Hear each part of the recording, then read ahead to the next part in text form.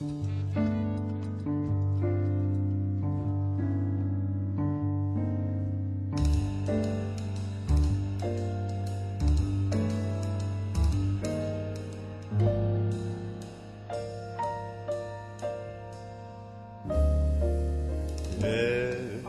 day I take a look around me.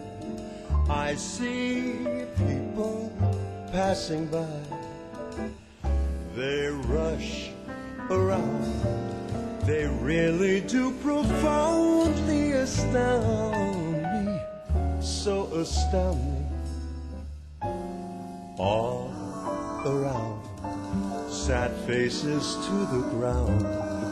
Why can't they see time is a lie? Oh, I wish that I could get them to imagine they could fly on high, fly so high, spread their wings and fly. Oh, can't they see there's more to life than hiding from their fears?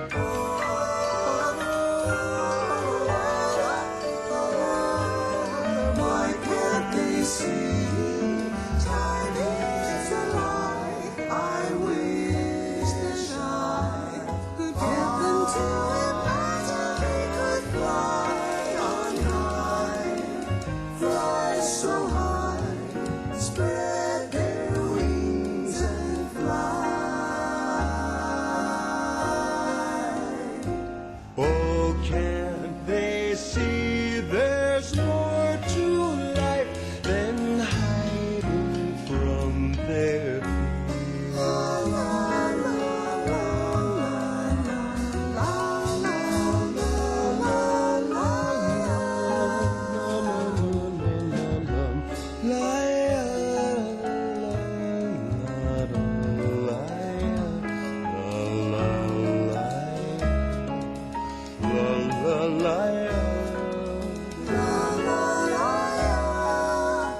Time is a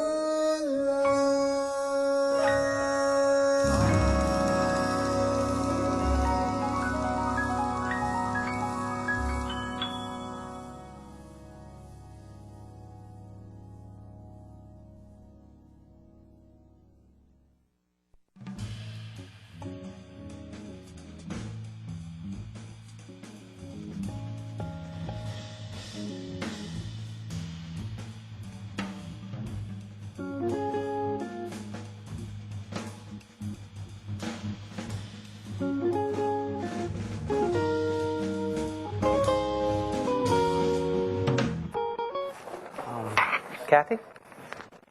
Okay, we're ready to open up today's meeting, which is Monday, June 24th for ABR. Can we have a sound check as well as a roll call? Check, check.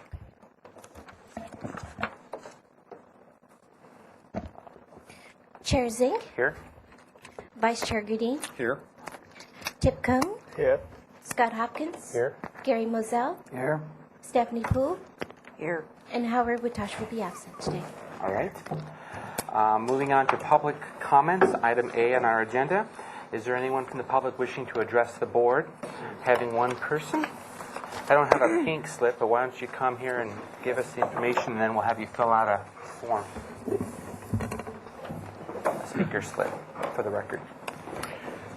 Good afternoon. I'm David Miller, president of the Villa Miradero North Homeowners Association. I have a short statement. On February 19th of this year, our board presented a proposal to the ABR requesting approval to remove approximately 180 trellis units and shorten the remaining 120 support beams on 40 units in the complex, as approved by a vote of our homeowners. That proposal was approved unanimously by this board, and on appeal, your decision was confirmed by the City Council.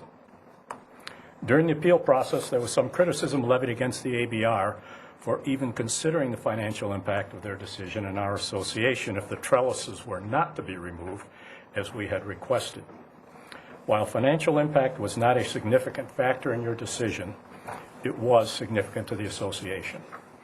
I'm here 4 months later to tell you that your decision and the reasons behind it were absolutely correct. Once we got into the removal process, we encountered far more termite and dry rot damage than anyone, including me, had anticipated. Even after shortening the support beams, having removed the trellises, we were forced to inject Termidor into the remaining support beam sections to kill the still active termites and then coat the remaining ends with Boracare. Had you not made the decision you did, it would have cost our members many tens of thousands of dollars to retain those trellis and beam appendages. On behalf of my association, I want to thank this board for their decision, and I want to thank the staff and your board representative for supporting your decision before the City Council during the appeal. We're most grateful. Thank you. Thank you. Okay. And if you don't mind filling out the pink speaker slip. Yeah. And Kathy right over here has it for you. She's done it. Anybody else wishing to address the board? Seeing none, I will go on to item B, which is the approval of the minutes for the last meeting, which was June 10th. Is there someone who wants to first and second? First by Kirk, second by Stephanie. Anything before item 1? Item 1. Any changes or revisions? Moving on to item 2. Moving on to item Mr. Chairman, oops. item 2. Item 2. Yeah. Under the motion on page 4. Just wanted to clarify the motion. First of all, we really actually didn't compose a motion with this project. We asked for a 2-week continuance so that the board could do a site visit. And but staff has created a motion for us, and I'm either wanting to, if this is the way it's going to be composed, then I'm going to ask for several revisions to it. So if there's a way to not show it the way it is as a motion made by the board, then I'm willing to leave it.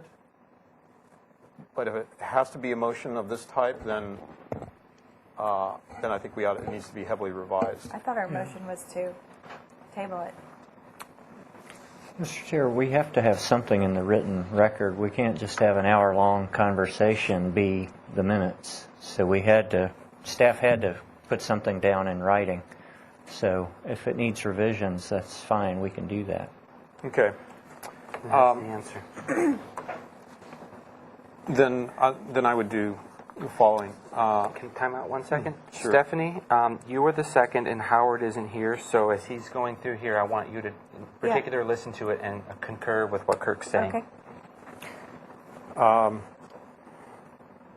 Number 2 should read, many board members expressed concern that the mass, bulk, and scale of the project is not compatible with the neighborhood.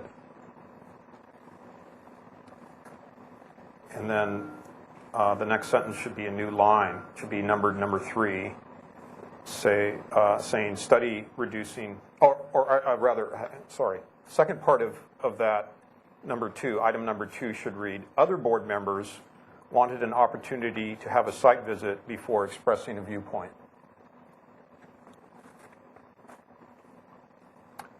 And then number 3 should be study reducing the mass, bulk, and scale as discussed.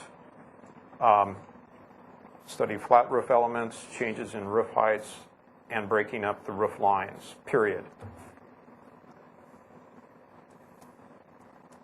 And then number 4 should be the second part of that. Some board members felt that the garage height should be lowered.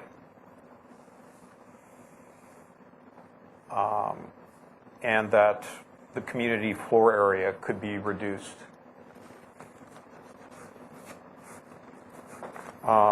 Number 5 would be what you have as number 3,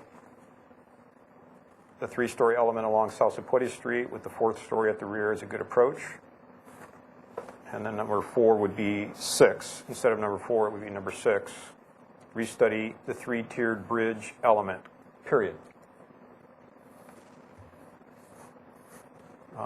5 would be 7, 6 would be 8, 7 would be 9, and that item number 7, which is now 9, should read, some board members felt that more on-site parking should be provided, period.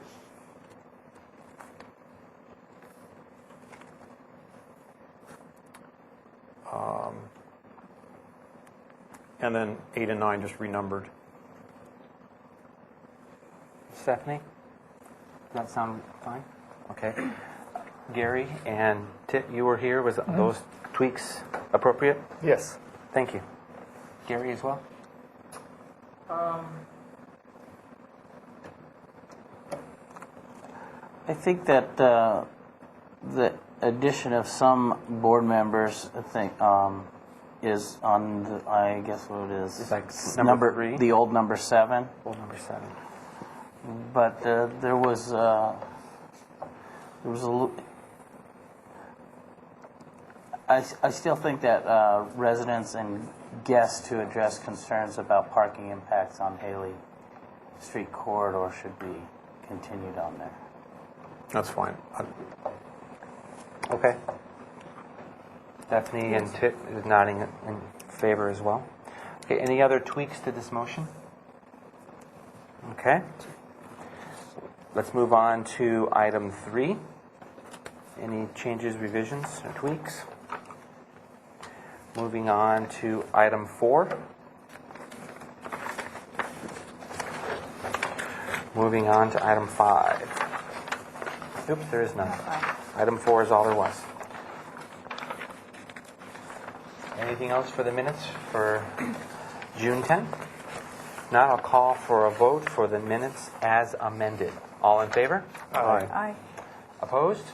Abstentions? 2. Moving on to item C, which is the consent calendar for June 17th. Do we have a first and a second for that? First. First by Stephanie, second by Kirk. Okay, thank you, Mr. Chair. For consent last week, we had item A, 213 West Dakota Street was continued 1 week, and that was reviewed by Stephanie Poole. Okay. Any comments or discussion? If not, I'll call for a vote. All in favor? Aye. Opposed? Motion carries unanimously. On to the consent of today, which is June 24th. Do I have a first and a second? First. First by Stephanie, second by Kirk. For consent calendar today, we had item A, 213 West Dakota Street, got a final approval as submitted. And item B, 3122 State Street was continued to the staff hearing officer, and consent today was reviewed by Stephanie Poole. Wonderful. Thank you very much. Any other discussions? If not, I'll call for a vote. All in favor? Aye. Opposed? Motion carries. On to item D, which is announcements, requests by applicants, or for continuance, withdrawals for future agenda items. Howard Witosh will be absent from today's meeting. Okay? Item 4, the applicant for item 4 requested to be postponed 2 weeks, so that won't be heard today, but we'll reschedule it for July 8th. Curiosity question. When you email letters to us that we're having to do about projects on a future agenda, Do you email them as they come, or do you kind of bundle them all and then send them to us like 3 or 4 days before the meeting? Is there a set policy, or it just varies from project to project? I thought we'd begun that idea of bundling them and sending them to you all at once, but I did notice a couple of them have gone forward to you regarding the Salsapuedes project. My only personal comment is I like it when they're bundled, because then I read it all at once. I think we received a lot of those because that was continued 2 weeks. But then the applicant requested to be moved back another 2 weeks, which is my next announcement, that at the last meeting on June 10th, you continued it 2 weeks, but it's not on today's agenda. Well, it'll be on the agenda for July 8th. So we have been receiving public correspondence, I think, as a result of that.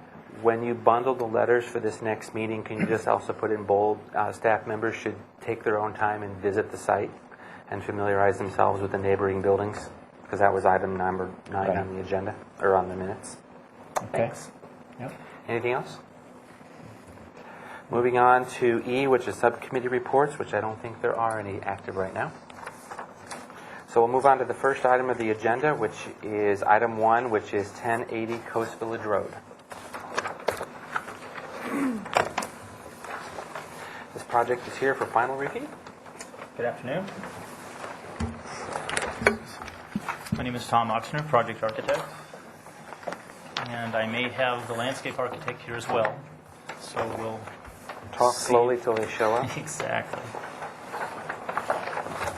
Do you have a presentation in mind, or do you want us to go through the minutes of the previous meeting? Why don't we go through the minutes and then I can Okay. start from there? Good. I should. Landscape architect. There he is. There he is. We waited. We waited for you. Scrambling. For you guys.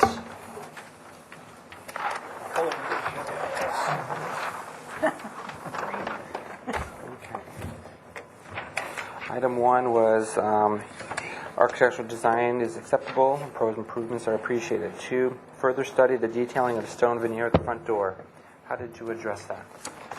Okay, the stone veneer at the front door is has been brought up to a higher level of detail, and basically in the plan view here, it's shown how it turns and makes its way back to the edge of the wood jam, and it shows more clearly on this page here, so you can see these are the dimensions of the plinth and the stone surround. So the stone would come and stop right at the edge of the wood jam, which would eliminate any plaster from being visible. Okay. Further reduce the hardscape in the front yard and increase the landscaping.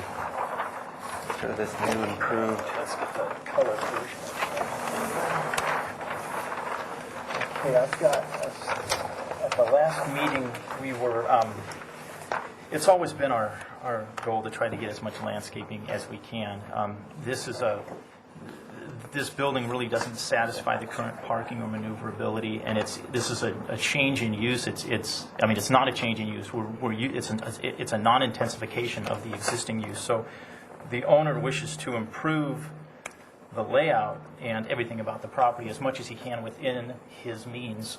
So the last meeting, we were asked to study additional ways to enhance the landscape or the appearance of the landscape to visually reduce the amount of paving. It sounded like adding the landscape was really about making it look from this busy street that there's not as much of a area of paving as there is. So we went back and added some landscaping in the corner down in here. We added some landscaping along the edge here.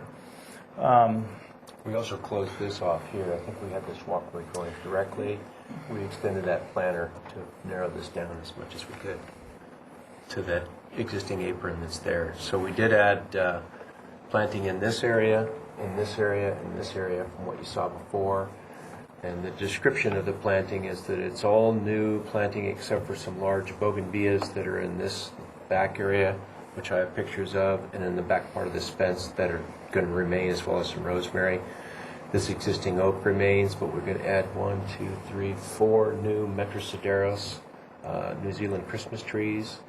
And we're going to be adding large hedge material back here, Pittosporum crassifolia, because we have some real, let's just say, open face block type wall here that we want to hide and screen from this long view back here. So we'll make this area much prettier from the street. Back through this. We're going to add some pots and some nice cordyline electric pinks, which are striking plants in these 4 locations along the street. We're also adding shrubs, again, in ground cover. The restrictions of the ground cover in this area is going to need to be low because it's close to a driveway, and that's all part of public works and ordinances. But the plantings, I think, are a silver gray-green with a white flower. We're using a convolvulus shrub here and a pink accent shrub in these pots. Again, the Metrosideros and additional euphorbias, which will create kind of a chartreuse green flower. We're also adding kangaroo paw, Negoxanthus in these areas, which also has a nice flower, probably in a yellow or a pink variety. So I think we're sprucing up the entire front facade. We're taking all the planter space that we have and in fact adding more space here than what exists in the paving, and adding, colorful and subtle. So 2 quick questions, then we'll move on to the agenda. You didn't change this width? This width right here between this curb and this curb is the same width as before? Transportation has dictated the space between this vehicle's parking space and that curb for circulation. Okay. Second question is ADA access. Does this work?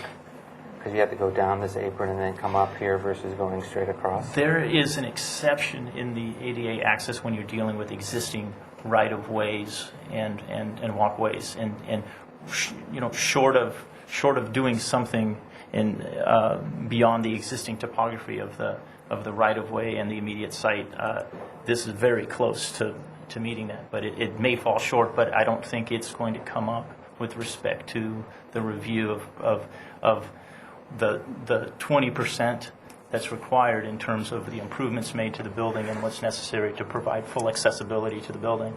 Okay. Let's move on to the agenda, the previous minutes. Item 4 was provide fencing or appropriate screening match the style of the existing building to screen the rear service yard from the street. Coordinate the location of the proposed fencing with the window openings. So let me move to the elevations. We've put the elevations on CAD and we've studied in more detail. Basically, on the west elevation, this is where that fence shows up. And because this window is hidden behind the fence, we decided not to put the stone surround around this window. From the south, you can see how that, and this would be a newly constructed wood fence to match the wood stain of the windows and the other trim of the building. This is where the existing wood fence comes down. This would be a new gate fence, which would hide the area behind there, of course. But that's our approach to that concern. Okay. Moving on to item 5, study the height of plants to address pedestrian and vehicular accessibility and safety concerns, which Sam went over. We did address that we'll keep them, Low. 18 inches or 2 feet and lower. Okay. Moving on to the windows will be a wood material and the stone will be a true stone veneer. Yes, so the stone is a real cut sandstone, and there's more detail of that. You can see we've got the plinth will be in cut sections of sandstone, and the surround will be in 2 pieces, well actually 3 pieces, as it makes its way around and up and over the opening, but it's all cut and hammered sandstone. The last item was 3 of the 5 board members present expressed concern that the parking and the hardscape design at the front yard were not appropriate to the site. Provide a more efficient design for additional landscaping at the front corner. How did you address that? Oh, do you want to reiterate how you addressed it?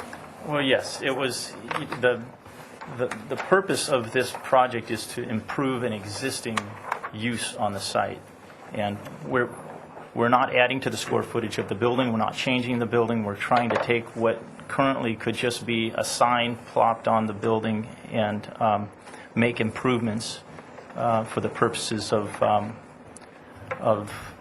the new business. So in reconfiguring the parking is something there are very few options for. We've spent a significant amount of time studying this with the planning department and transportation department, and we have a layout that seems to work. And then from that point, we looked at what is the best way to improve the landscaping moving forward from that configuration that we have. And so this is, if there was an area that we could put more landscaping in there that would still meet the criteria, we would do it. So you have 5 parking spaces on the building? We have 3. Oh, 5 are required, but you're only able to provide 3. Yes. Okay. Anything else you want to say for your presentation? I think that's it. Perfect. I'll open up public comment. Is there anyone from the public wishing to address the board? Seeing none, I'll close public comment. Does staff have anything for this project? Then I'll return it to the board for questions of the applicant. Oops, I'm sorry, back up. Staff? I need to sign a card. Can I do that? You can do it after you speak if you want to speak first. Why don't you, if you don't mind, have him sit there. Can you turn that mic on? And Kathy will get you the pink form that you speaker slip. Thank you. Announce your name for the record. I'm Ed Cateriano. And the microphone closer. There you go. Perfect. Is that better? Yeah. Thank you. I've watched Mr. Minnelli purchase this property, and the city had an enforcement case against it when he purchased it due to the fact there's a little damage to the outside, some wood structure to the southwest corner. And Jeff spoke with me about all the things he wanted to do, and he kind of kept me in the loop with what's happening. And I did notice that he's doing all these changes, and he didn't have to do any of that to take the property over, but he's doing his best with the landscaping, the woodwork, the new windows, and the stone wrapping around the building and everything. And he keeps coming to me, and we discuss this, and he's never getting any straight answers every time he comes here. They want more landscaping, they want no corner apron, they want all these things, and no one gives them a direct answer. It's always in the gray. And I think he's done a very good job for everything I've seen on here already. So, Okay. His parking, he's tight. He doesn't really have much of a choice of what he does. Because I've gone out there and measured things with him and try to do simple things, try to figure things out. His landscaping, no one gives him a straight answer. They just, we want more landscaping, we want this, but no one can say, hey, we want this type of vegetation. And he got a letter from the arborist, didn't he, at one point? Someone? Yeah. City, so Okay. I'm just trying to help this gentleman out as much as I can possible. So, Okay. All right? But you've done a great job, man. Thank you for Both your... you guys have done an excellent job. Hey, thanks. Thank you. I appreciate it. Any other public speakers? All right, then I'll close public speaking. Staff has nothing, so we'll turn to the board for questions of the applicant. Stephanie is up first. I just noticed a small discrepancy on the plans and where the gate hits the window here, which That's the I know it's landscape architect. You'll- Yours is shown a little bit differently, but it's not. Neither of them are dimensioned. So 11 feet. okay, so I'm just going to throw a dimension on there for this plan. I think I have a clarification on what was said in the last meeting and what there were Okay. questions on, but I can save that for my comment All right. period. Questions from board members? Yes. Quickly, is this all asphalt all the way back around the back of the building? Yes, it Okay. is. And is this a concrete walk? Yes, that'll probably be a paver, a concrete, improved pavement. Okay. That's all I have. Okay. Is there a tip? Questions? I forgot. You said you had to have 3 or 5 spaces. 3. 3. And then planning would allow you to landscape beyond the two spaces in front, they want the paving? Well, beyond the strip between the two, No, in front of it. in front of it is for accessibility. That's for vehicles to get across the site. And, For any reason? well, excuse me? Because you want them to come in here and come out this way? Well, this vehicle one was, the idea there was to have it back up and then move forward and then drive out on Coast Village Road. And we went through all the maneuverings with the transportation department. We had a meeting and we all sat down, and it took a bit of time to get everyone on the same page within that department. And we came up with this layout that seemed to, even though it wasn't textbook maneuvering, that this layout was seemed to accommodate the best that we could in terms of, allowing these three vehicles here to come and go from the site. Okay, so my question number 2 is that by doing the project, are you going to redo the paving or not? The asphalt will remain where it is. It will be reduced by the result of the landscaped areas and the rampways, the walkways. But the remaining asphalt will probably be resurfaced, Jeff. I think it'll be. So you have no plan to take out the AC and do a new paving. You're just refixing what you have. Yes. So that's why the issue of changing the materials is not crossing your mind because of that. Okay, anything else? Good? No. Questions? Any more questions? If not, I'll move to comments. Comments from... So Gary had his hand on this thing, and then Stephanie, and then Kirk. I think the project's ready to move forward. I think that it looks great, and I appreciate the upgrade and removing the awning and the addition of the trees. I think the project is ready for fire. Move on to Stephanie. I think per our last meeting, I believe we had the conversation regarding the landscaping was around the tree that was placed nearest the driveway and about the visual clearances for people getting in and out of your property. And the tree here, we just asked you to look at it at our last meeting. I think we were quite clear about that, to see if it was in the visual right of way for people entering and exiting your property. And if the landscape architect is confident that that doesn't interfere, then we are fine with the landscaping as it is presented. Thank you. Move on to... If I could just look at the site plan. Like other board members, and as we've stated before, I'm really pleased that you're upgrading this building, and it's going to be a vast improvement to the unsightly building that's there now. But as we mentioned last time, there's still a big opportunity that I can see very simply, just with one quick move, that you could add a lot more landscaping to this front corner, which on an important street like Coast Village Road, a corner lot, to have some significant landscaping at the corner would be a real enhancement to this property. And given how small the building is, how little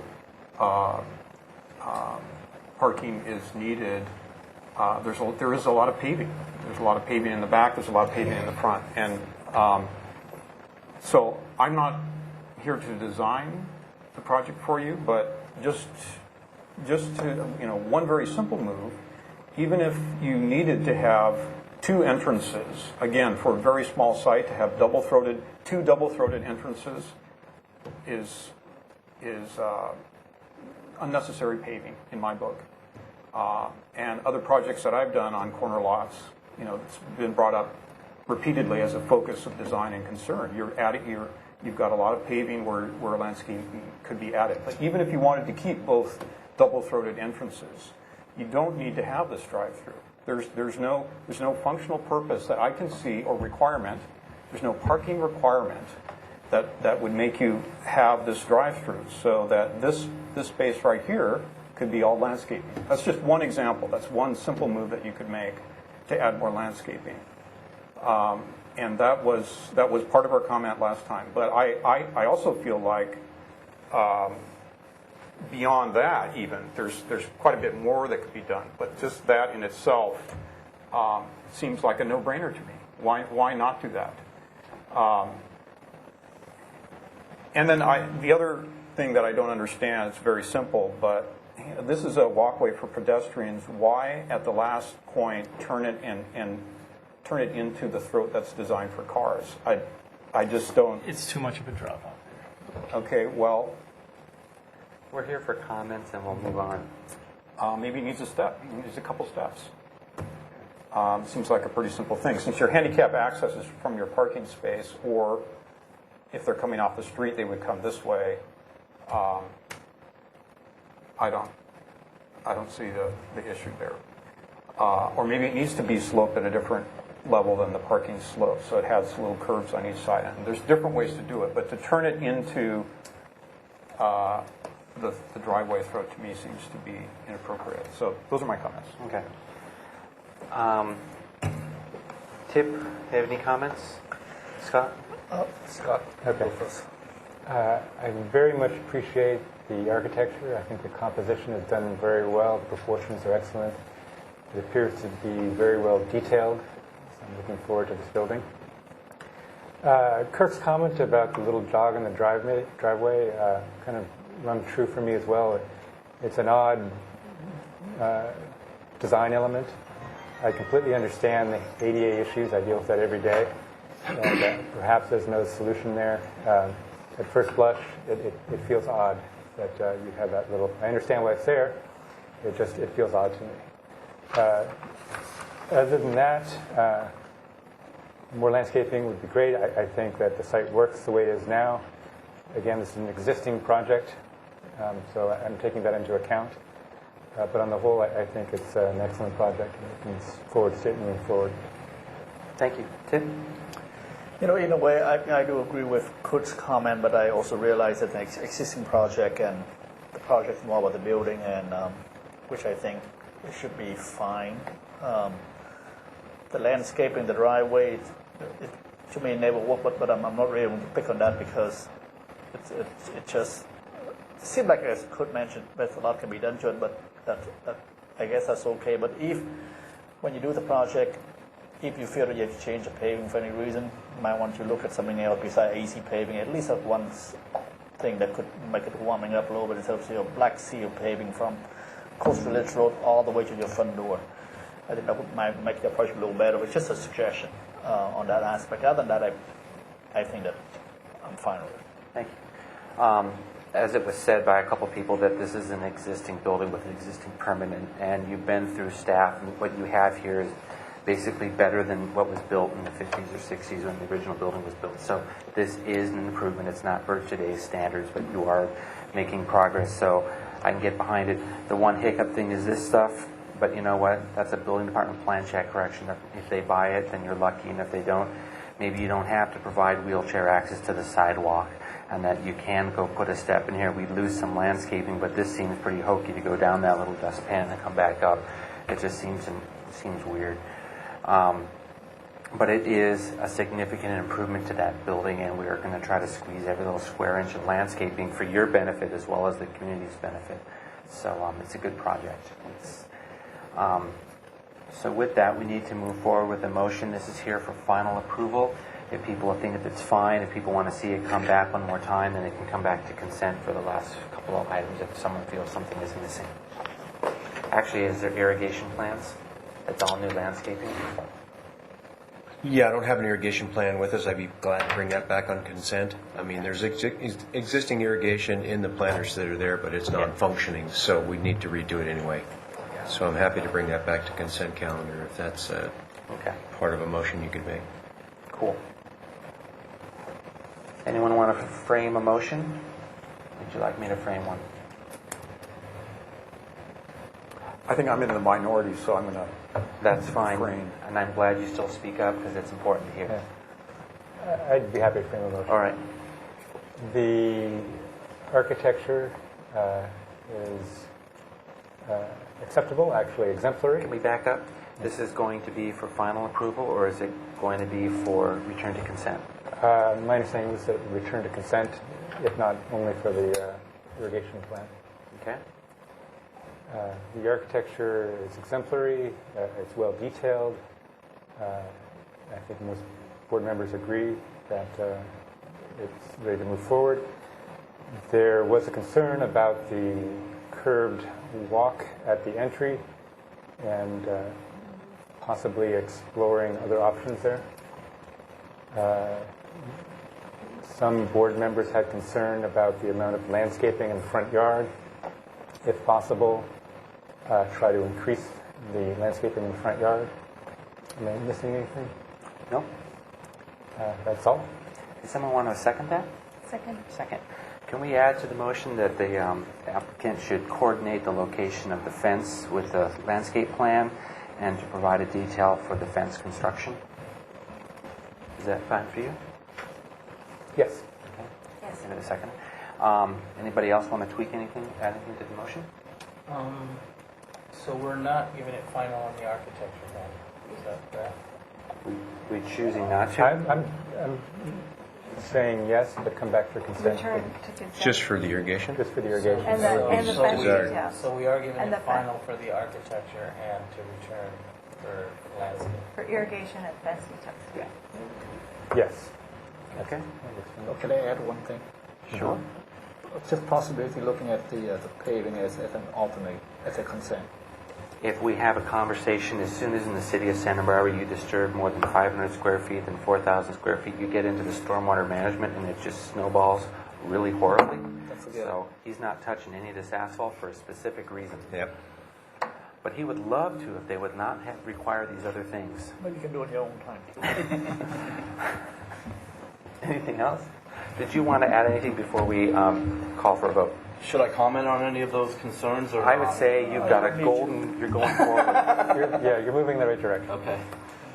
Anything else before we call for a vote? Just a quick clarification, just for the record. We couldn't figure out a way to, if we eliminate this, we couldn't get 3 parking spaces in to maneuver and to get back out. There's a 10-foot setback that doesn't allow parking, so that's why the parking spaces were pushed up along here, and we went through that with transportation. So we really looked at this. Yeah. I would say if you spent time with transportation department, that they are only letting you have what they'll allow. So with that, I'll call for a vote. All in favor? Aye. Opposed? One. That's fine. We've already given it preliminary approval, so this was for final, which is final of the architecture and landscaping on consent. Okay. All right. Thank you very much. Can move forward.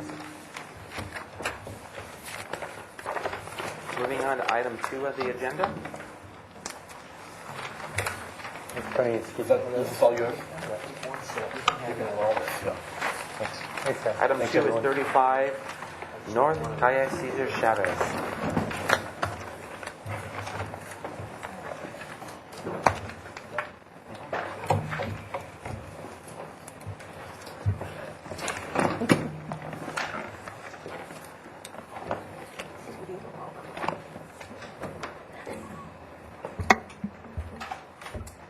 You're ready. I'm ready. Cool. Except where's my drawings? You're transparent. It's all virtual. I work in a virtual world. That way there's no liability. Looks great. Whatever works for you. And each of you sees a perfect project and we just move on. What do we call it? Second Life? It only was that easy. Do you want to announce your name for the record? I'm Rex Fruskoff, architect of the project at 35 North Calle Cesar Chavez. Do you have a presentation in mind, or do you want me to read through the minutes? You can read through the minutes, but there's a couple of things that we have to go over, so. Okay. This project was last heard on February 4th. The board appreciates the additional details provided in the front of the building, setback, screen, eaves, awnings and articulation of the additional side door. 2, provide additional landscaping and some permeable paving off Calle Cesar Chavez side of the proposed project. This is existing, this is the new proposed to match that. Paving? This is permeable paving right here, Okay. which is that drive-through. What was it before? Asphalt. Asphalt. And this can't be asphalt too? I mean, this can't be pavers too? Possibly could, but right now it's asphalt. All right. 3, provide a detailed landscape plan. We have not provided a detailed landscape plan. We will when we come back before this board. The reason I'm here now is we forgot to do a little housekeeping when I was here last to get me before the So we'll staff carry, here. we'll carry that one item over. Have you already gotten there, Bob? No, we have to do a little housekeeping before I can go to All the right. staff hearing officer. Item 4, for building C, some board members would like to see an additional fenestration on the first floor. Which one is building C and how did you address that? Building C is right here, and it has, I think you guys saw this. Oops. Sure. We added just that small window there. For building C, some board members would like to see additional fenestration on the first floor. Okay? 5, for building D, south elevation, provide additional fenestration elements to add character to the building. That's these recesses here. Those will be detailed as a slight recess of a couple of inches into the wall. Is it solid or is it opaque? I mean, is it translucent or No, opaque? it's opaque. I'm up against the property line, but they emulate the punctuations on the other side that are windows. Okay. And I think you guys saw that before too. It's on the minutes. Okay. 6, the proposed green screen should turn and run along the west side of building D. That would be here, and with this new proposal, there'll be a reason why you guys don't want it to. I was reading the minutes from the wrong meeting. That's why we looked at all these things already. You should have told me this. I kept telling you we took care of all that. Some members like the simplicity.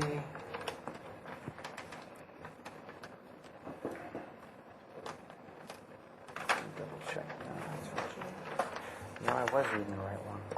Take that back. Number 7 is provide plate ridge heights to all building elevations on the plan. Plate heights. They're there. You're lucky. Lucky. How about the other one? Hopefully I got it on this one. Yes, plate and ridge. So what are the numbers? 25, 37, or 31.7. 31.7 to the ridge on building C. Building C, which is the one right on the corner of South Supplies. 25 to the plate. And the one that's on the back corner, it's 25 and 29, 8 and 3/8. Let's call it 25, 25.9. 25.9 Or and 20, 37? 29 29 and 37. height, So this is 37 feet and this is 25 feet. 29 27. feet. 29. Should be 29 feet. Yeah, 29.9, Okay. 29.9, 37. Gotcha. Good. Ball's in your court. What's else? Okay, so we went before the DART process, and a couple things came out of that process that caused me to have to come back here, not the least of which is I did not get a waiver for not having all the perimeter landscaping that's required by the ordinance, and I need specific terms in the motion to waive that. But along with that, with building C here, the configuration I had before, this heavy dash line is the footprint of the existing building. I had it down here, which exists now, but this portion was unpermitted. So we've not changed anything of what we're proposing, but we're having to get some footage out of small and minor additions. The other thing that came out is building B right here was not permitted. They had gone and replaced a shed without benefit of a permit. So that also is going to have to be with minor and small addition square footage. These benches and this fountain here were also not permitted. So there's some stone benches with a Spanish-style fountain there and paving around, flagstone paving around. So we need to get that before I can move on. Another change is that Building D, we actually shifted it 6 feet this way. There was a dead zone here that was going to catch nothing but trash. So we moved it 6 feet this way, generating more landscape on this corner here. We also picked up an additional strip here. There was a planter here that I did not show in my first drawings that will also get landscaped out. So I guess the biggest thing is that waiver on the landscape, required landscape parking. And to that end, I would say this portion here is City of Santa Barbara property and currently landscaped and maintained by them and does a job of buffering the existing parking. We're adding some additional strip here in which I can get vines growing up on that existing fence. So that'll help screen. And then over here I have a wall. I've provided, this hasn't changed since the first time you saw it, but I've provided a pretty copious amount of landscaping on this corner by pulling that building back. We've taken the landscaping from 0.45% to 5.7%, which is roughly about 12 and a half times more landscaping on site than exists today. So I'm asking for the waiver of the required 5 feet all the way around, which would virtually kill it. Okay, so what we need to do is add the landscape waiver to our motion so you can move on to the staff hearing officer. Yes. What is, refresh my memory, what is the modification for? Yeah, you know, a required 5 foot of landscaping around the perimeter on a commercial project. No, the landscape waiver I do understand, but why are you going to the staff hearing officer? What's We're the going mod? for a CDP. We're not going for a mod. We have to go for a CDP that is a minor one that'll go to the staff hearing officer to replace 2 existing buildings. Staff is here, so let me go slide over to staff. Do you have anything to add? Good afternoon, Chair Zink and ABR members. Kelly Bronson, Assistant Planner. I'm just here because the project was submitted for development application review for a coastal development permit. It will go to the staff hearing officer. And I did ask the applicant, Mr. Ruskoff, to come back to have the as-built changes on site reviewed by you, also to have the compatibility analysis conducted here at the ABR, and also to see if you were willing to grant a waiver on the landscape planters for the parking lot. Okay, perfect. Does the board understand what we're being asked to do? If you don't, we can reiterate this before we go any further. Clarify for me the 5 foot or the landscape. Commercial zones require to have a landscape buffer between the property line and where the parked cars occur. And that's 5 feet. And it can be waived by ABR if it's deemed not necessary, if there's other landscaping opportunities available. Is there a landscaping requirement for a drive aisle without parking?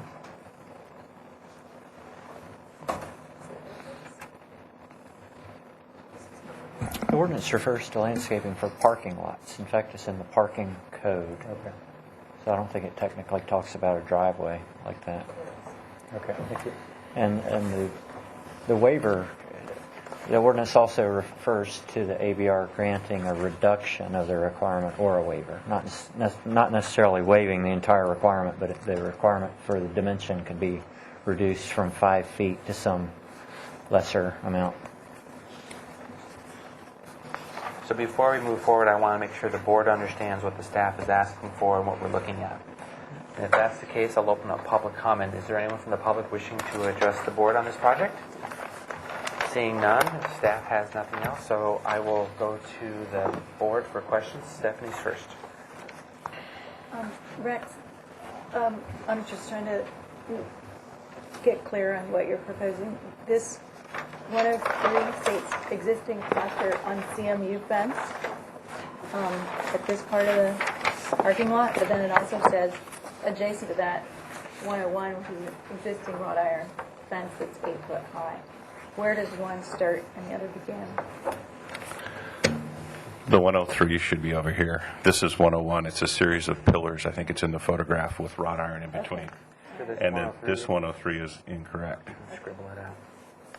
I think also 108 shown over here should be 111. What does 108 state? It says it's going to be landscaping. I think you should do that. Is that the existing unpermitted shed? Which That one? 108, The 108 should be 111 that shows in the asphalt paving to remain. You want to come over here and point to the one that... It's Oh, in that's front right. on Cayuses Chavez, that existing asphalt section between the two pavers. Okay.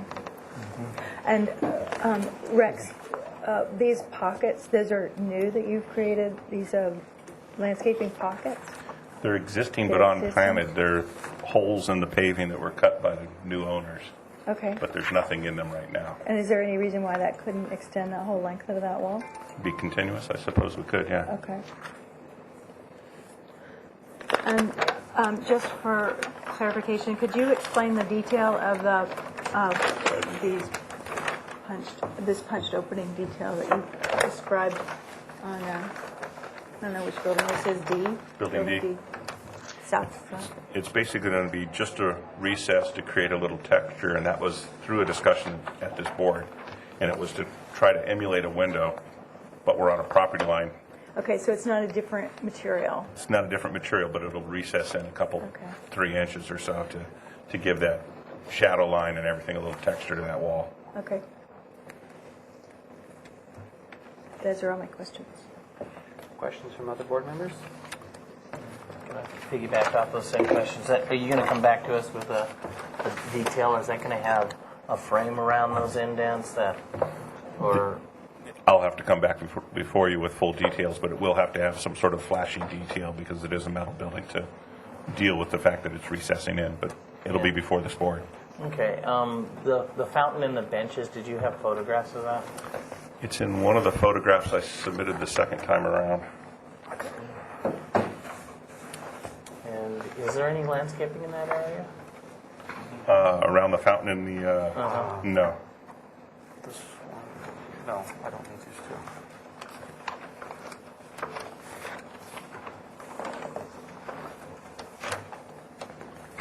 It was in the second round of photos that I submitted. Do you have those? These are all singletons. Staff will look for some other photos. That's everything. That's everything.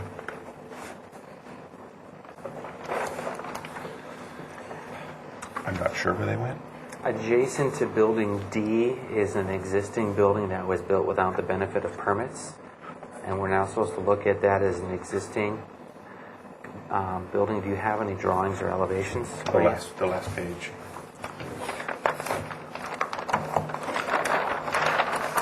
But you don't have that in context with the proposed building. This is the existing building, the You new don't building have it. butting into it. You can Correct. see it on the elevation, You can see it up. partially shown. It's showing up here. And that's the end elevation, correct? That's the end elevation. So you have building B in front of building D. Wherever the photos, what I'm getting at is if I'm at that church parking lot looking this direction, this is the building that was built without the benefit of permits? Yes. Okay, and then we are going to be building a brand-new building here to replace this one, and we're no longer going to have that trash. Yes. And we're going to slide the two together, so we don't have an elevation that shows the proposed building with the existing building built without permits. This is the back of building D with the building B that was, That's the back. and here's the other side of it. Here it is. There it is. What I was looking for was you to say There you that this is... Okay. I could have solved everything by just saying it's right there. Yeah, we'll button them up against. We'll have to deal with the separation between them, but it's not that big a deal.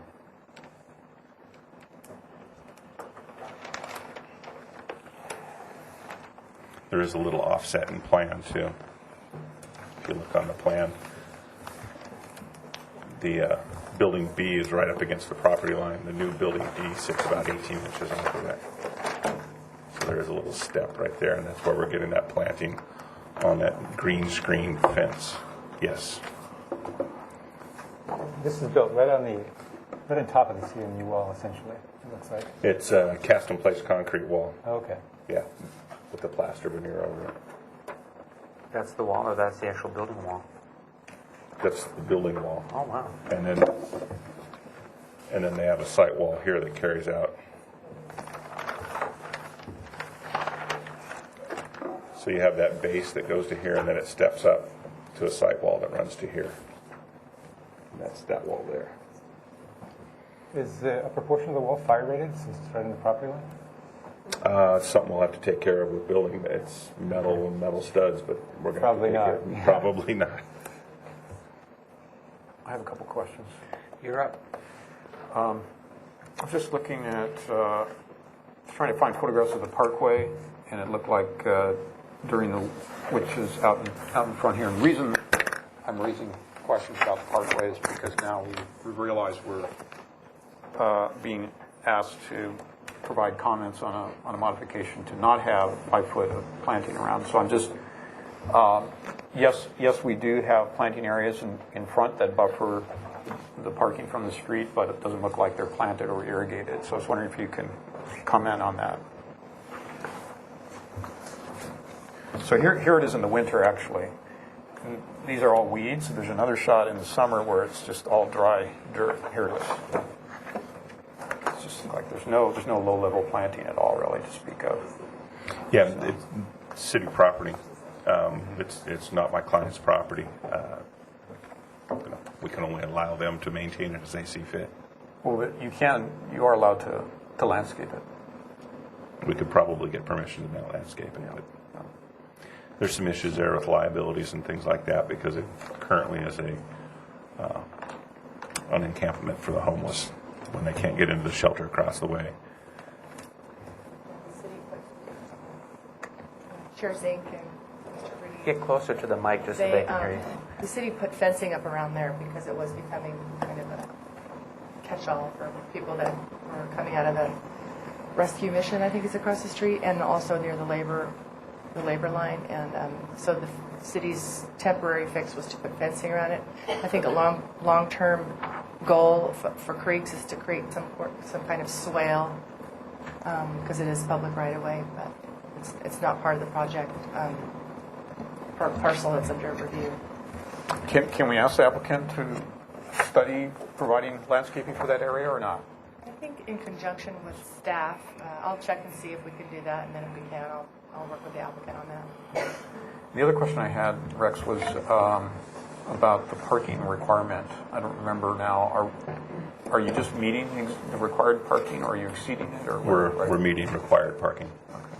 Required 21, providing 21. Okay. One accessible. And is this a drive-through area with a planter in front? Yes. And is this 5 feet or is it not 5 feet? It's probably not quite 5 feet. It's probably more like 4. Is there a reason why you couldn't provide parking or planting, 5-foot planter across this area? Well, this is a drive-through. Yeah, you can either drive through the building here. There's a roll-up door on each end, or you could drive that way. So I'll look at increasing that to 5 feet. Okay. Question? Scott? It looks like you've got more than's required for this parking lot.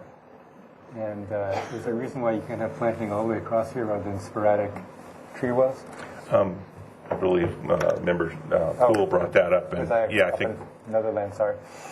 Yeah, I think we could go ahead and cut that completely out. Okay. So this would be continuous planting all the way along here. So you could achieve that without losing the project? I could achieve that without changing the thing, other than opening up the asphalt. I'm going backwards a little bit in the sense that we now know what the height is from Building C and Building D, and we didn't know that before, because that's why we asked you to provide that information. What was the height of the existing building that was here that you're replacing? Can you read that number? Because I believe the ridge is called out on the existing. There's too many Zipatone things happening there. Oh, Zipatone, he's old school.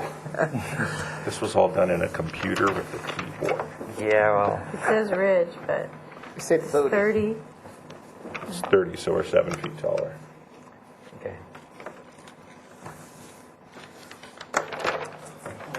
There was an existing building here, or there wasn't? There is an existing building there. That's this one here, right? That's that one. That's that one. Okay. I think that says 30 also. Anybody else a question? We're back to questions, and then let's roll into the comments. Are these buildings going to be sprinkled? It'll have to be, yeah. And are you going to provide some area for a backflow device? It'll have to be somewhere near the front of the property, probably in this area here. In the planter area here? Up here, he said. I'm thinking over close to this driveway would be nice. Yeah. Okay. So let's move into comments, and then we'll wrap this up. And then take in consideration, do we feel like there's enough information for him to get the CDP, which is the coastal development permit, approved? And then comments having to do with the architecture. If we think there's still concerns with the architecture, then we can ask to have him return one more time before going on staff hearing officer.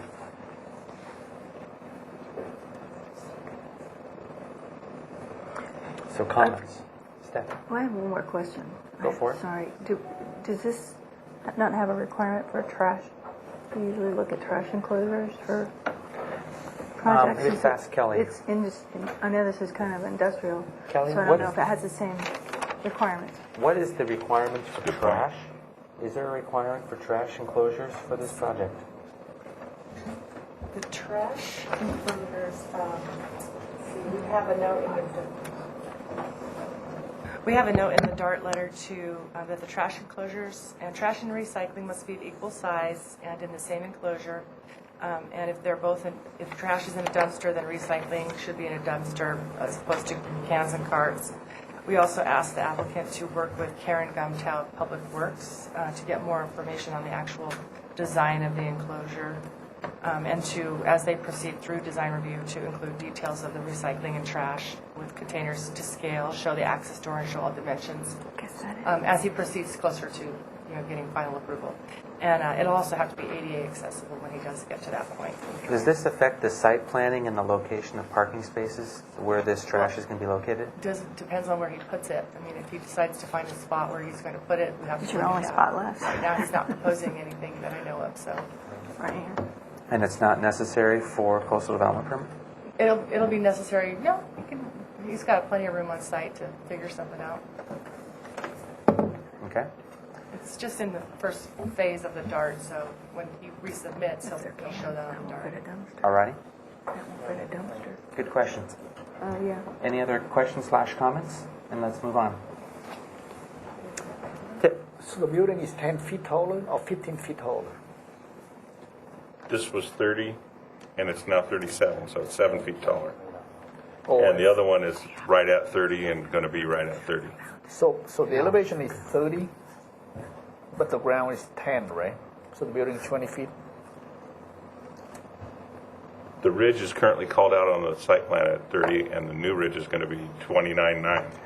Tip brings up a valid point, because if the finished surface is at 10.31, and if the ridge being noted at 30 feet I see. makes the building Makes the building 20 feet tall, and we're proposing a building that's 37 feet tall, so the building here is actually 17 feet taller. 17 feet taller. You're right. Do you have anywhere you have the shown dotted existing building and proposed building? No, I don't.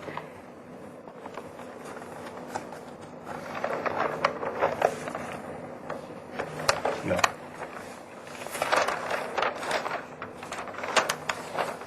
What's the height limit for this site? The maximum height? I believe it's 35. Should be more than 37. Should be more than 37. I'm not sure. So the building is 31 feet or 37 feet? It said 31. 31.7. So it's 21 feet. Oh, no, it's 11 feet taller. 11 feet tall. So it's not 38 feet tall. No. Because on your cover sheet, you put down 38 feet at the height. On the note here, actual height, 38 feet.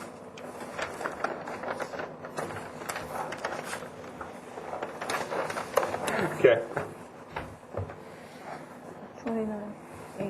Mr. Chair, I'll make some comments. Regarding the architecture, we've seen this 2 or 3 times before now. Yeah, this third time. And we did have concerns about the height of the front building. We asked for some additional fenestration and detailing. We asked them to pull it back, I believe, from the street corner. And I thought that as a board, we had pretty much resolved that the height was going to be okay, even though we understood it was considerably taller than the existing. I think at one point you did have dashed in heights of the existing. I'm not sure about that. But anyway, I'm feeling like that we have reviewed the architecture and that the applicant did address the comment about providing some more articulation of that south side of building D.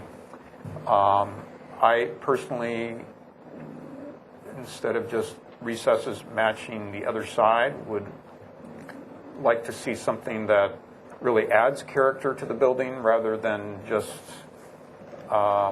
recesses that are, just plaster-defined recesses. So I think a little bit more study should be done there when it comes back to us. But then, and in fact, I think, even like a false bay or maybe a roof extension or something to break up the massiveness of that second story element facing the parking lot to the neighbor. But then I have several comments about the landscaping, since we are now addressing the lack of 5-foot perimeter landscape buffer. In general, I would say ask the applicant to study the plan to add landscape areas wherever possible that would be of benefit to the public or to the neighbors. And I think since the applicant knows the layout and the parking and the circulation best, that he could find some areas where maybe planting could be added. But specifically, ones that are evident are along the north side between the parking and the property line. Yes. Yeah. Yeah, I just pointed to that one as well. Yeah. We'll have to look at the gate there, but we'll get in what we can. Along Calle Cesar Chavez, widening that existing planter that's shown. If something greater than 5 feet is possible there and still meeting your circulation needs, I think that would be appropriate, since we are not getting 5 feet in other places. And then also the parkway, not necessarily the entire parkway and this large triangular sliver here, because it sounds like there might be plans in the works for something more specific in that area, but along the street parkway, perhaps. Some additional landscaping and irrigation could be added in those areas. Those are my comments. Can I piggyback on what Kurt Sure. is saying? I would also suggest looking at adding some vine pockets to that driveway along the south fence line.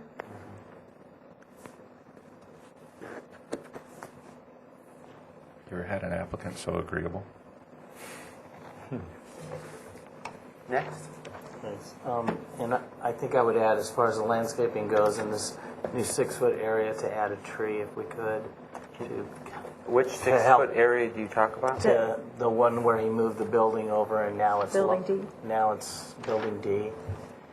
I was anticipating putting medium height shrubs there, but not going to a tree, because there's a high power line that comes right over the top here, and then you have. My thought was the building's so tall it needs some sort of mitigation.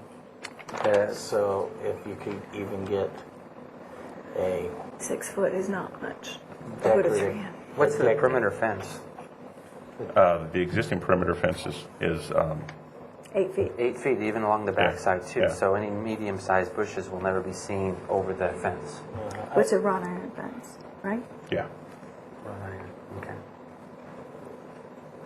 There are trees that will Yeah, fit in that okay. area that will give us some height. Some Bradford pears or something. If I could just, And then on the opposite side, it looked to me like there may be some Yeah, they planted areas for landscaping. And then the other thing I wanted to mention is you will have a substantial size backflow device. If you could get some landscaping that is going to mitigate that device as well, wherever you choose to put that and indicate that on the plans. Okay. Okay, thank you very much. Oh, wait, not quite done.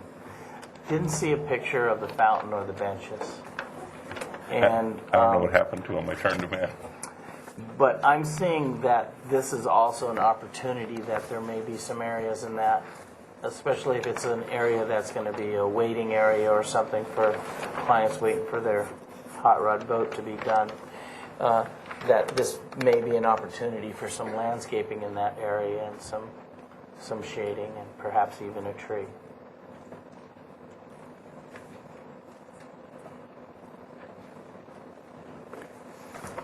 That's it. Okay. Scott and Tip? Very quickly, I think I missed the comment. This area here is asphalt, is that right? Or is that Yes, it's currently asphalt. And the reason why it's asphalt is because... They poured it in asphalt a long, long time ago. Okay, so there potentially could be landscaping. They intend on using it for drive-through, A drive-through. so it needs to be some sort of paved surface. Okay. My only comment was, and this may have been addressed already, that if this could be widened, it would be great to have a tree here to kind of counteract the verticality of this building. Perhaps the planter isn't quite wide enough for that, and maybe that wouldn't work in a raised planter. It might be better if the planter were grade and had a couple trees there. Those are my comments. It may be possible for us to work something out with Public Works because there's a tree well right here, so the two combined would then support a substantial tree. It seems like that'd be a nice counterpoint to the verticality of that building. Okay. Tip, anything? No. I like all the comments the board made. The perspective that the only thing I wanted to ask is to verify with the board that they feel like it's ready to go on to the staff hearing officer and check with staff, because what we're asking for is a waiver of landscaping. But if we had a site plan showing where you're providing all this landscaping, then we could make that statement. But right now I think we need to have you come back to the board in 2 weeks with all these things shown on the plans. And then we can say this landscaping is going to be sufficient even though it's not 5 feet everywhere. We find that it works. Okay. So I'm going to recommend that we have them come back in 2 weeks and not go on to the staff hearing officer for the waiver. The one thing the other board members didn't touch upon is the architectural character of this existing wall and how the proposed building that's next to it with these little windows that we're adding to have emulate some character. And this building does not have a permit. So it doesn't exist, and in our eyes it can be anything that we design-wise think it should be, even though it is built and it has a monetary value to the property owner. We have to understand that what's being proposed, and this is an existing non-permitted structure. So that I'll save that discussion for next week or the next meeting, unless somebody wants to add something to. I think in all probability you're going to be ripping off the siding to put sheathing underneath it. So it does open the door a little bit for potential changes. I think he is so correct, because if you look at what it takes to do a 1 hour wall right there, you're going to be doing a lot of alterations, and the building can't go past, the finished surface of the building can't go beyond the property line. So when you do a little investigating, maybe you can come back with some information on how you plan on addressing that. The one thing that I'd like you to see in 2 weeks, not that we're going to change the height of your building, but we've always asked, what is the plate and what is the ridge? Because we never had that information. We always knew that what was being proposed was greater and that your pitch is not as great, because before they had a much steeper traditional pitch. So I'd like you to show once again, lightly of course, the profile of the buildings that are being removed on the elevation, so that we can say, all right, this is what was there and this is what's being proposed. Sure. And it would be helpful to know the height of the adjacent building that's right across the street, where the big warehouse building. Yeah, there's one over here, and then there's... That would probably dwarf it, but... Yeah, it'll definitely dwarf it. The one across the street this way will Yeah. dwarf it.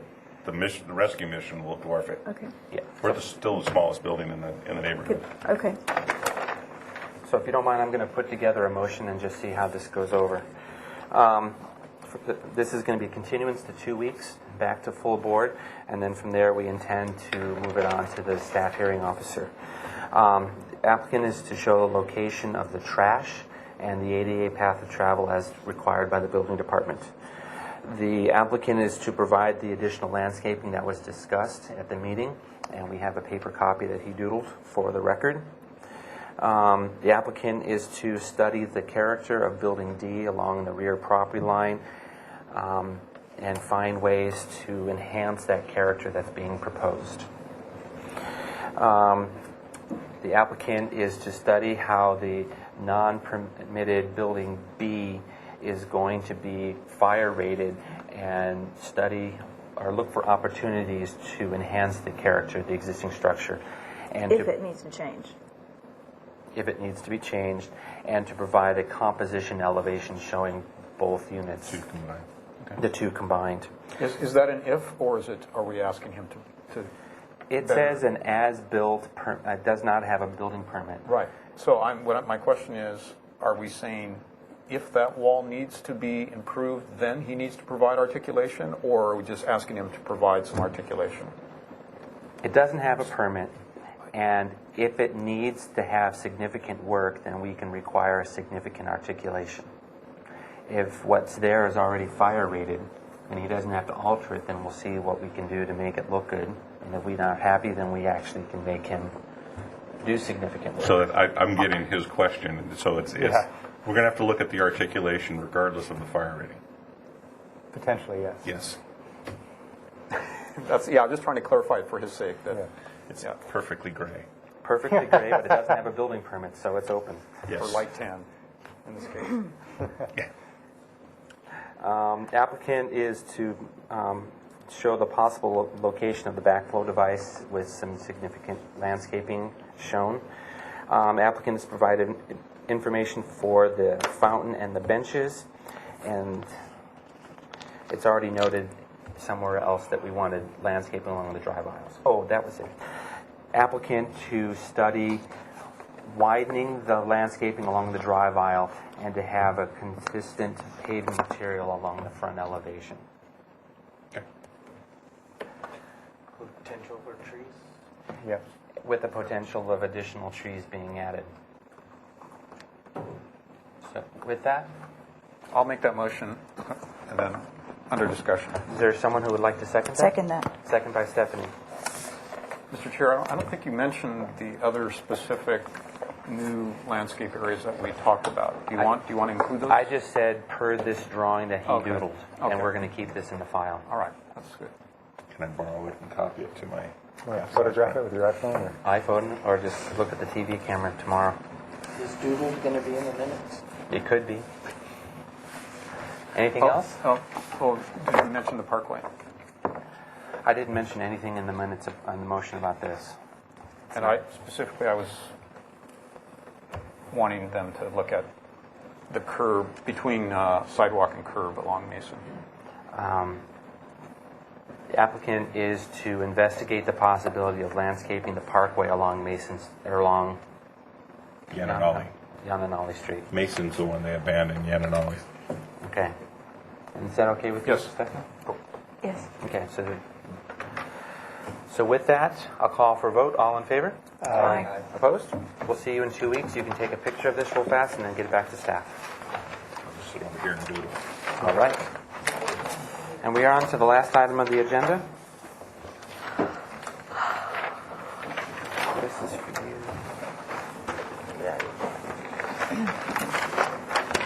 I'm finding my way. It is 403 Delavina I don't Street. think so. Item 3. Oh my gosh.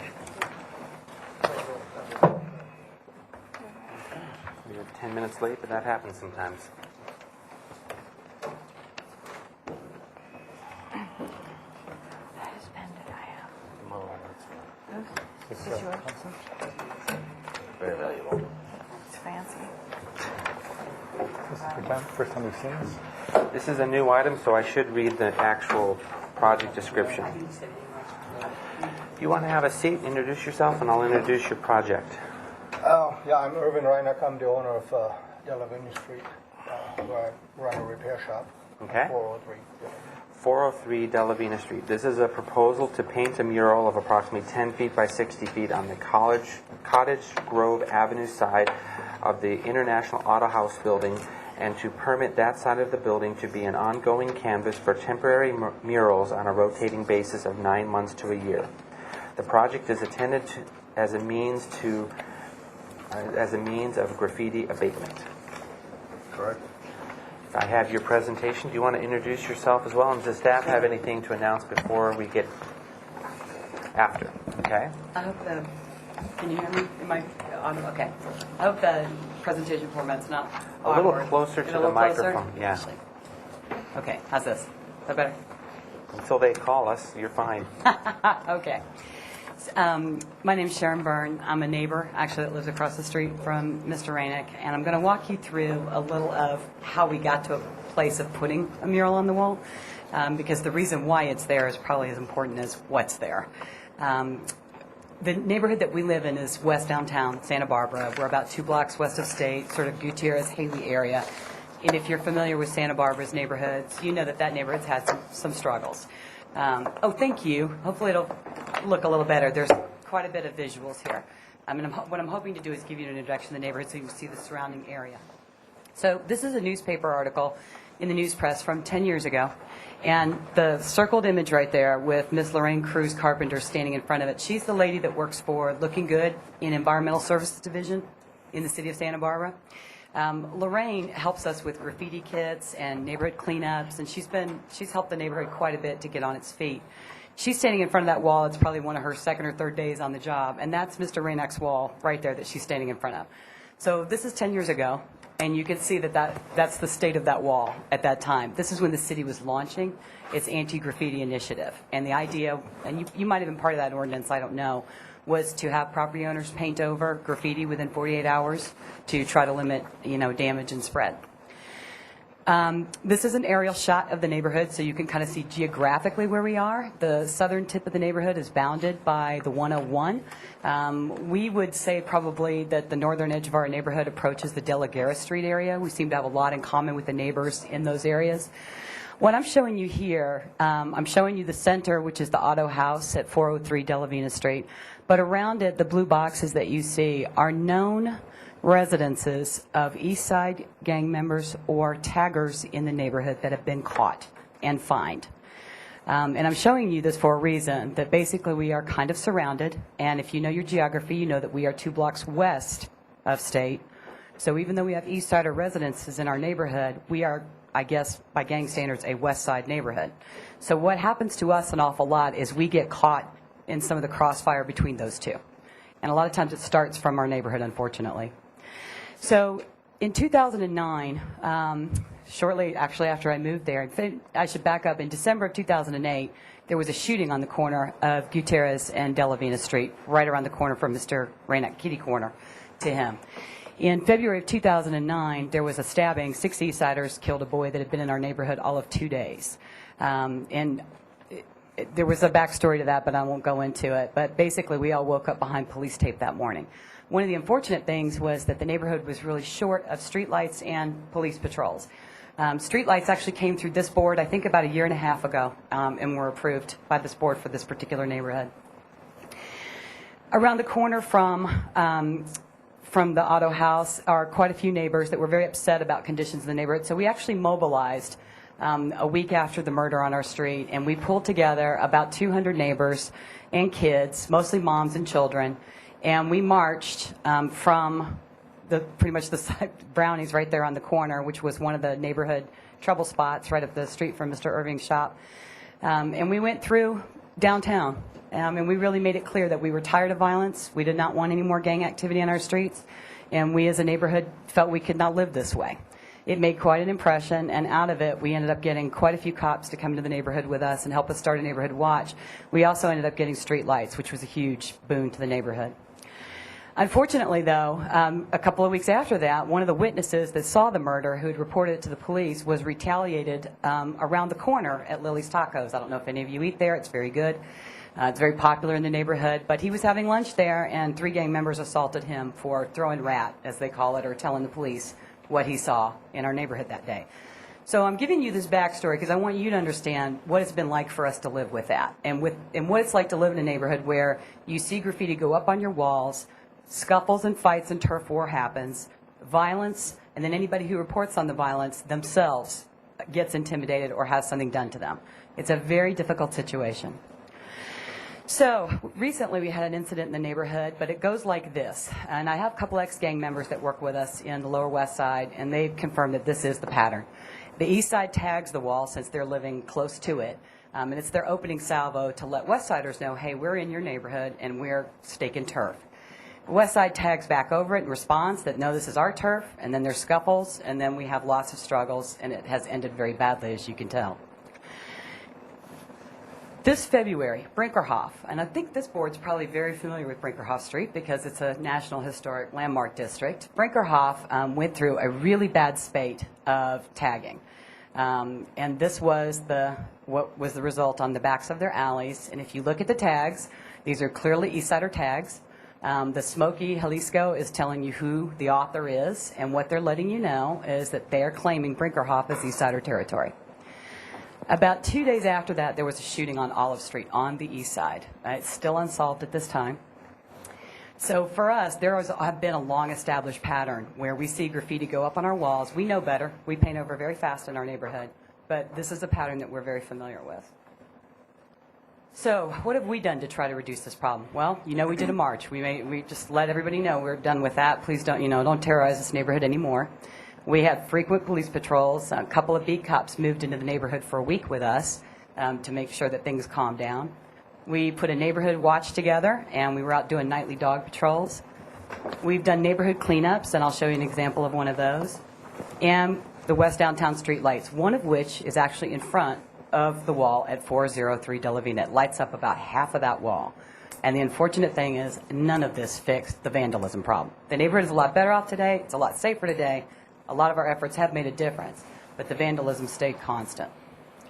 So here's an incident that happened March 4th of last year. Basically, the East Side Gang lit up all that area in the neighborhood. I'll show you what it looks like. This is, if you want to understand how to read these, ESK is East Side Crazies. VP is for the Vario Projects. The ES6 going straight down is LEET language or gamer language for East Side Gang. The 93103 zip code is east side of Santa Barbara, so that's their way of letting you know. And this is a west side neighborhood, just keep that in mind. It's their way of letting you know that they're marking this territory. Christine, I think this was your fence, actually, wasn't it? Yeah.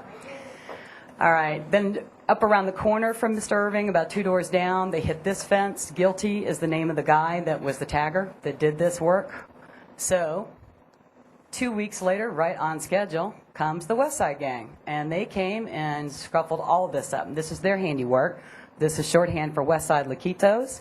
And this is the wall at 403 De La Vina. You can see that it started out in the black print with EST, East Side Traviesos Gang. The blue markings over it, notice how they cross out the E in the middle and then put W on the left and the side on the right. That's West Side saying, no, I'm sorry, we're claiming this territory. So for us, this is bad news, right? Because this means they're starting to get into scuffles. So what we came up with, and it was a strange idea, but we hoped it would work. The city had actually painted that wall blue as a solution because Mr. Rainak was completely frustrated with getting splattered repeatedly over the last 10-year period.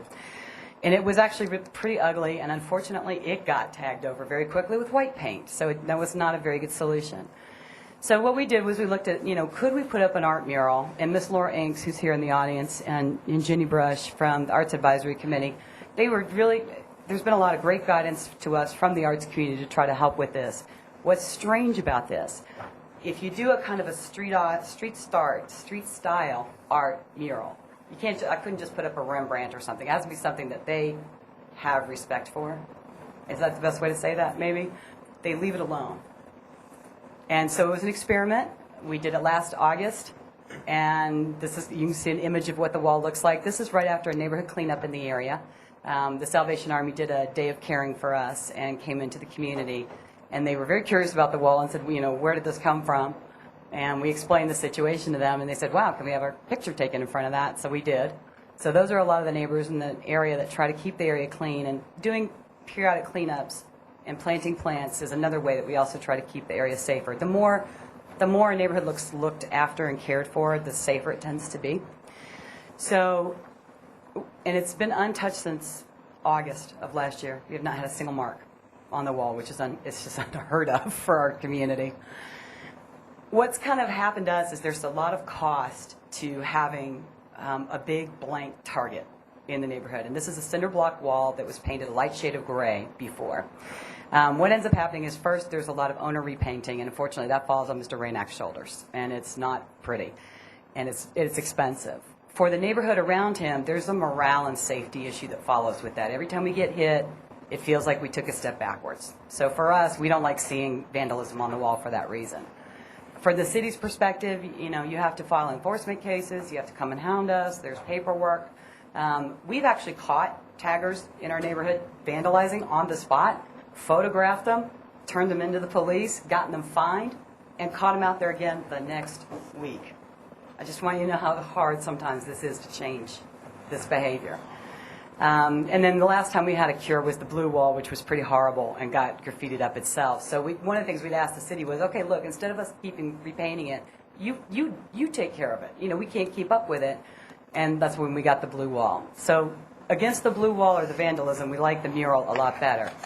There is some precedence for doing temporary murals or murals to kind of combat this. Over at Franklin, the Franklin Neighborhood Center that's at 1180 East Montecito Street, the East Side Library wall got tagged up a lot. So in the bottom left, you can see a mural that they completed there earlier this year. On the bottom right is a mural at the West Side Boys and Girls Club that was also a site of frequent tagging. That was completed earlier this year. No, last year. That was completed last summer. And then at the top right is a mural from the Funk Zone area at the corner of State and Mason. This building also had the exact same problem we did. And the owner basically paid a guy $10 an hour to stand there with a brush and some paint to deal with the tagging. And Laura approached him about doing some temporary murals in the insets instead, change them out frequently, and it has worked beautifully. Those murals have not been touched, right? You haven't had a single hit either. So there's some kind of, I don't know what it is, but there's some kind of respect for this kind of art, and they leave it alone. But it can go stale, so you have to keep updating it. You can't leave a mural there for years and let it chip and let it, you know, get in trouble. You have to do something to keep it fresh, or it does get tagged over. There was a mural on the wall across from the Santa Barbara Junior High. You guys probably know that wall. It's a really long wall on Quarantina Street, and I guess 10 years ago it had a mural, and over time it decayed, and now it is tagging central. And as part of the East Side cleanup every year, we paint that wall over every year. So what we're asking for is permission to use that wall as some kind of standing canvas. There are some arts groups that are interested in it. They would like to do it under Mrs. Inks's lead, but this is a template that one of them submitted. That, you know, we said next time can we have maybe, you know, some aquatic creatures, or can we have an under the sea theme? So this was the start of that theme, and they would want us to work with them on the color scheme. I think one thing we learned is we have to paint the windows over because we've just noticed the windows still can tend to get broken, things like that. And they're not, Irving, you're not using them, are you? You don't use them for visibility? I need the light in there, so partially maybe, but not fully. Okay. Yeah. So that's something we have to think about, is what we would do with the windows. But there's a group out of the Santa Barbara High School, the Visual Arts and Design Academy. They would like to have a shot at doing an annual painting on that wall. The Franklin Neighborhood Center has an Arts Alliance group, some of whom are reformed taggers that have been caught and are serving out sentences and have done a good job wiping off graffiti, but they would like to, they just painted the mural over at Franklin's library, and so they would like a shot at it. So I think what we're asking for from you is a mechanism or permission to do some kind of temporary art murals there, similar to what's done today at State and Mason, that are appropriate and okay with the neighbors, but at the same time keep that wall fresh and stop that problem. This has been the only thing we have tried that's worked. And so we really don't want to paint it back to white because we'll go right back to the bad old days. But we'd like to be able to try to find some way to some mechanism to doing this kind of work and seeing if it would stop this problem permanently. So that's the presentation. And from us, having that wall there for the last almost year now, 10 months now, has helped make this a safer community because it's dropped the vandalism to zero. And that's really very helpful to us. So that's, I think, Irving, you have anything you want to add? Oh, yeah, I mean, I've been battling this for 20 years. Close to the microphone. I've been battling this for 20 years now, and nothing has worked. I mean, I try to wait, and police come by and patrolling, and nothing works because they come in hours that we're not there. And they break the windows and scratch the windows and put their graffiti in there. So this is really unbelievable that it stayed that long, that well. I mean, that it was not touched. So. Great. If that's all for your presentation for both of you, I'll go to staff to see if they have anything to add before we go to public comment. Yes, Mr. Chair. I just wanted to inform you that planning staff has had numerous conversations with these folks to try to make them understand that there is a city process for this type of exterior change. It's a unique approach to try to solve their vandalism problem or graffiti problem. But in the context of what you do, you need to get an approval. So the idea of a temporary approval is a little different to not know how the canvas will change. You have that ability to do that. That our city planner was conveying a possibility that they would come in and show in advance what the changes would be on the art as a sort of a courtesy review, either through a consent review process. And that would formalize sort of the understanding that the changes could evolve. Or you could decide that you trust this organization to put together art that is consistent with the neighborhood and won't be objectionable. So we understand the intent, but we thought that there might be that control mechanism placed as part of any type of approval. And you have that ability to accept that or not. Okay. Great. I'm going to go through public comment. And if you come up to this chair right over here, I was handed these in no particular order. First one will be Mark Glestow, perhaps, followed by Jenny Brush. Hello. My name is Mark Giesler. I work at the Salvation Army, and it's one of the things that is so nice is to work with Sharon in the neighborhood, doing what the Salvation Army does and work in his neighborhood. We've helped clean up the area, and it seems just hearing what Sharon's articulating about, at the end result, it reduces not only graffiti but potential violence in the neighborhood, where the clients that I take care of, we're all in that neighborhood, in addition to the way the wall looks, which I drive by every morning, and it looks really nice right now. So I have nothing real profound to say, but I started working at the local Salvation Army 2010, before the wall was painted, had anything, and it was always graffiti on it, and it looked bad, like inner city LA, where I was actually working in Orange County, where nothing got tended to. But I mean, like Sharon is saying, there's some type of respect to it, and it looks nice. It doesn't look too out there. So that's Thank what we you. all have. So. Jeannie Brush, followed by Laura Inks.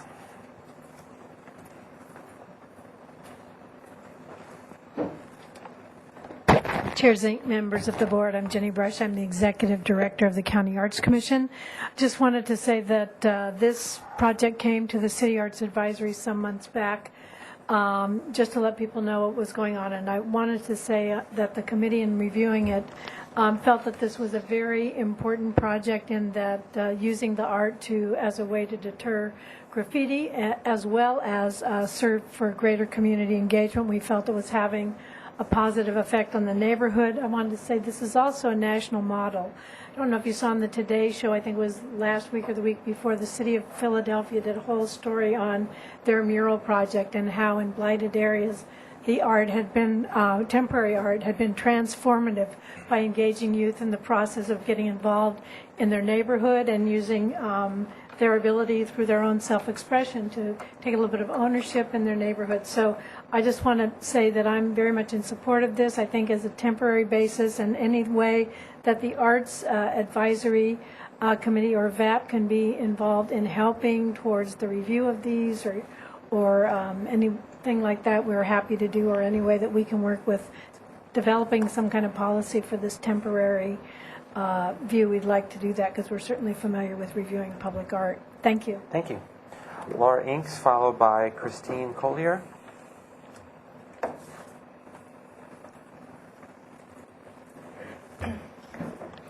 Hello.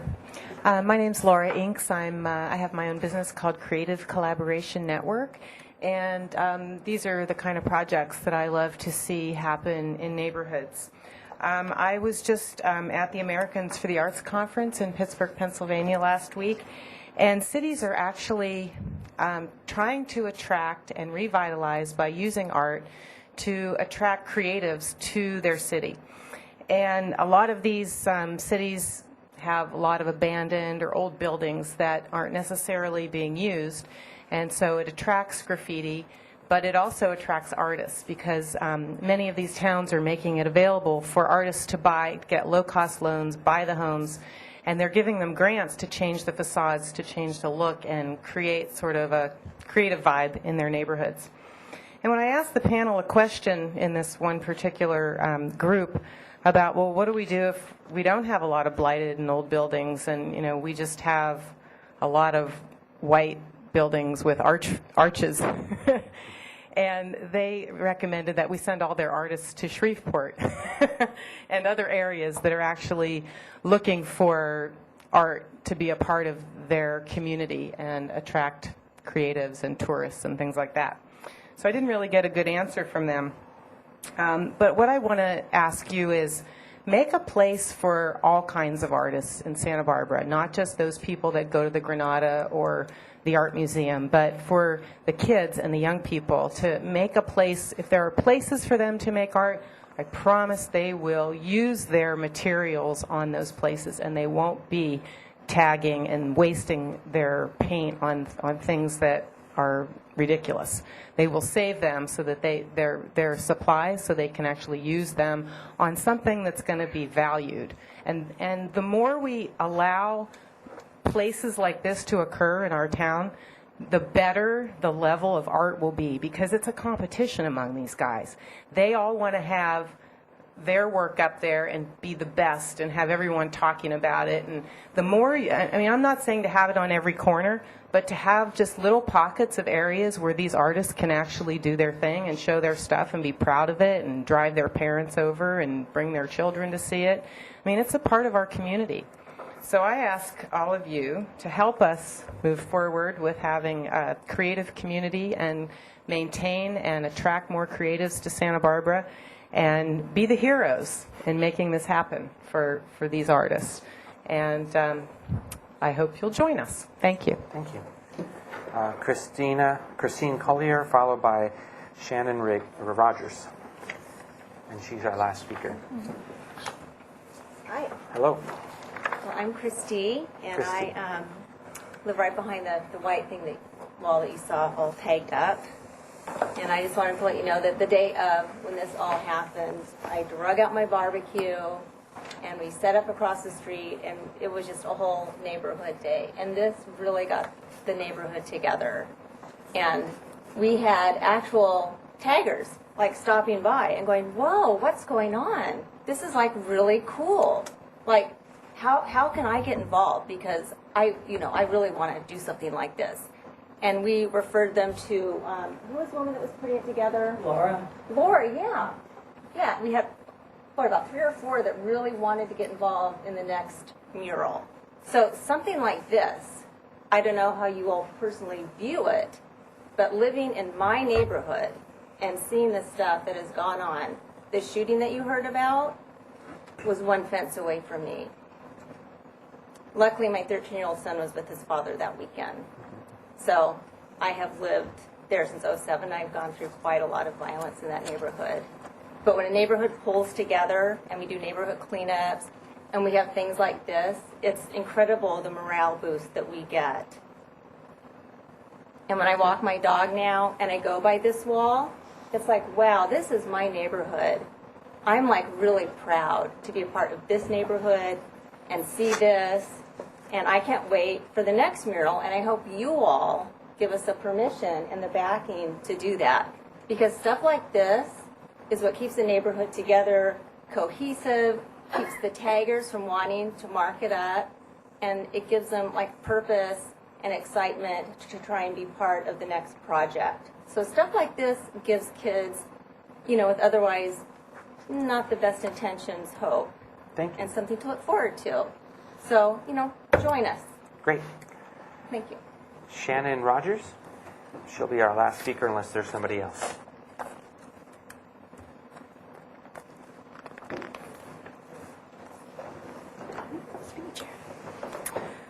My name is Shannon Rogers. That's my mom right there. I happen to live across the street from the wall, and the wall has been a really big part of my life, not a very good part in the early beginning. I had a school project on nihilism, and I went across the street and I took a film of that wall and the broken windows, and my teacher complimented how I found all that kind of gross weirdness in our city, and I told her that I lived right across the street from it.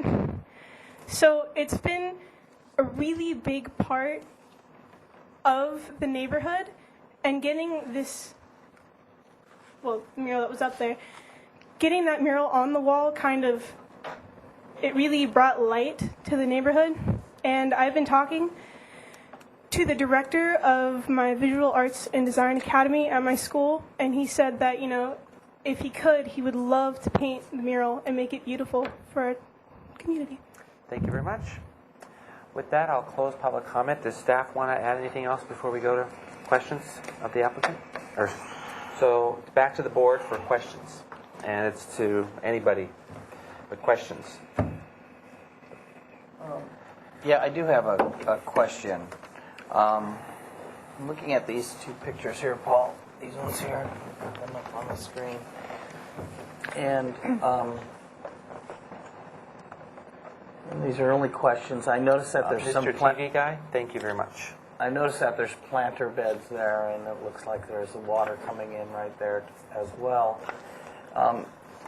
At any time, have you tried to grow vines on this on that CMU wall?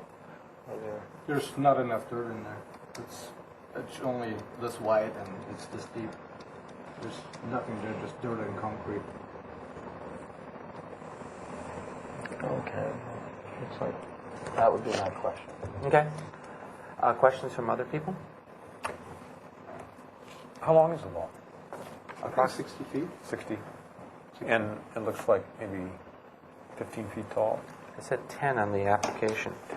10 feet by 60 feet. Okay. I have some questions for Laura if she's willing to come back up to the mic, since She wasn't part of the presentation team, but please come on up. Yeah. She's part of the team. Oh.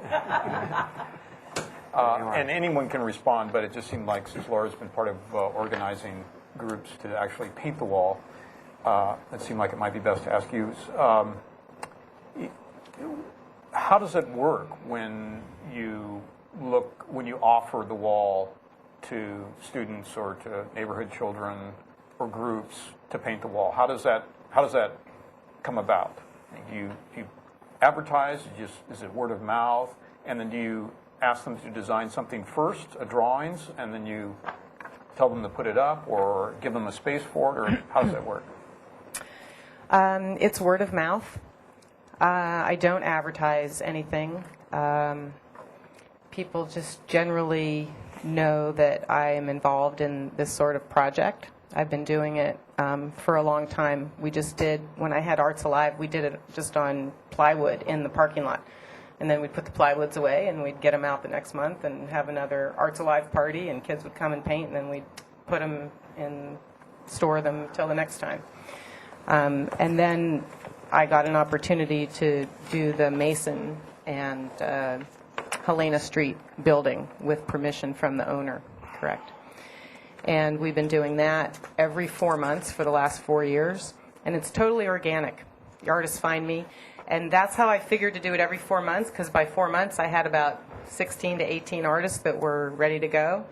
And it's not that the stuff got tagged that was up there, but it got old. And if it was up too long, the neighborhood let me know it. Because there have been times when I particularly liked a piece and I didn't have it painted over a few times, and then the kids were like, hey, this is up too long. You know, everyone else is changing in 4 months, and so get a little tag on it. I mean, it's a conversation. What was the second part of your question?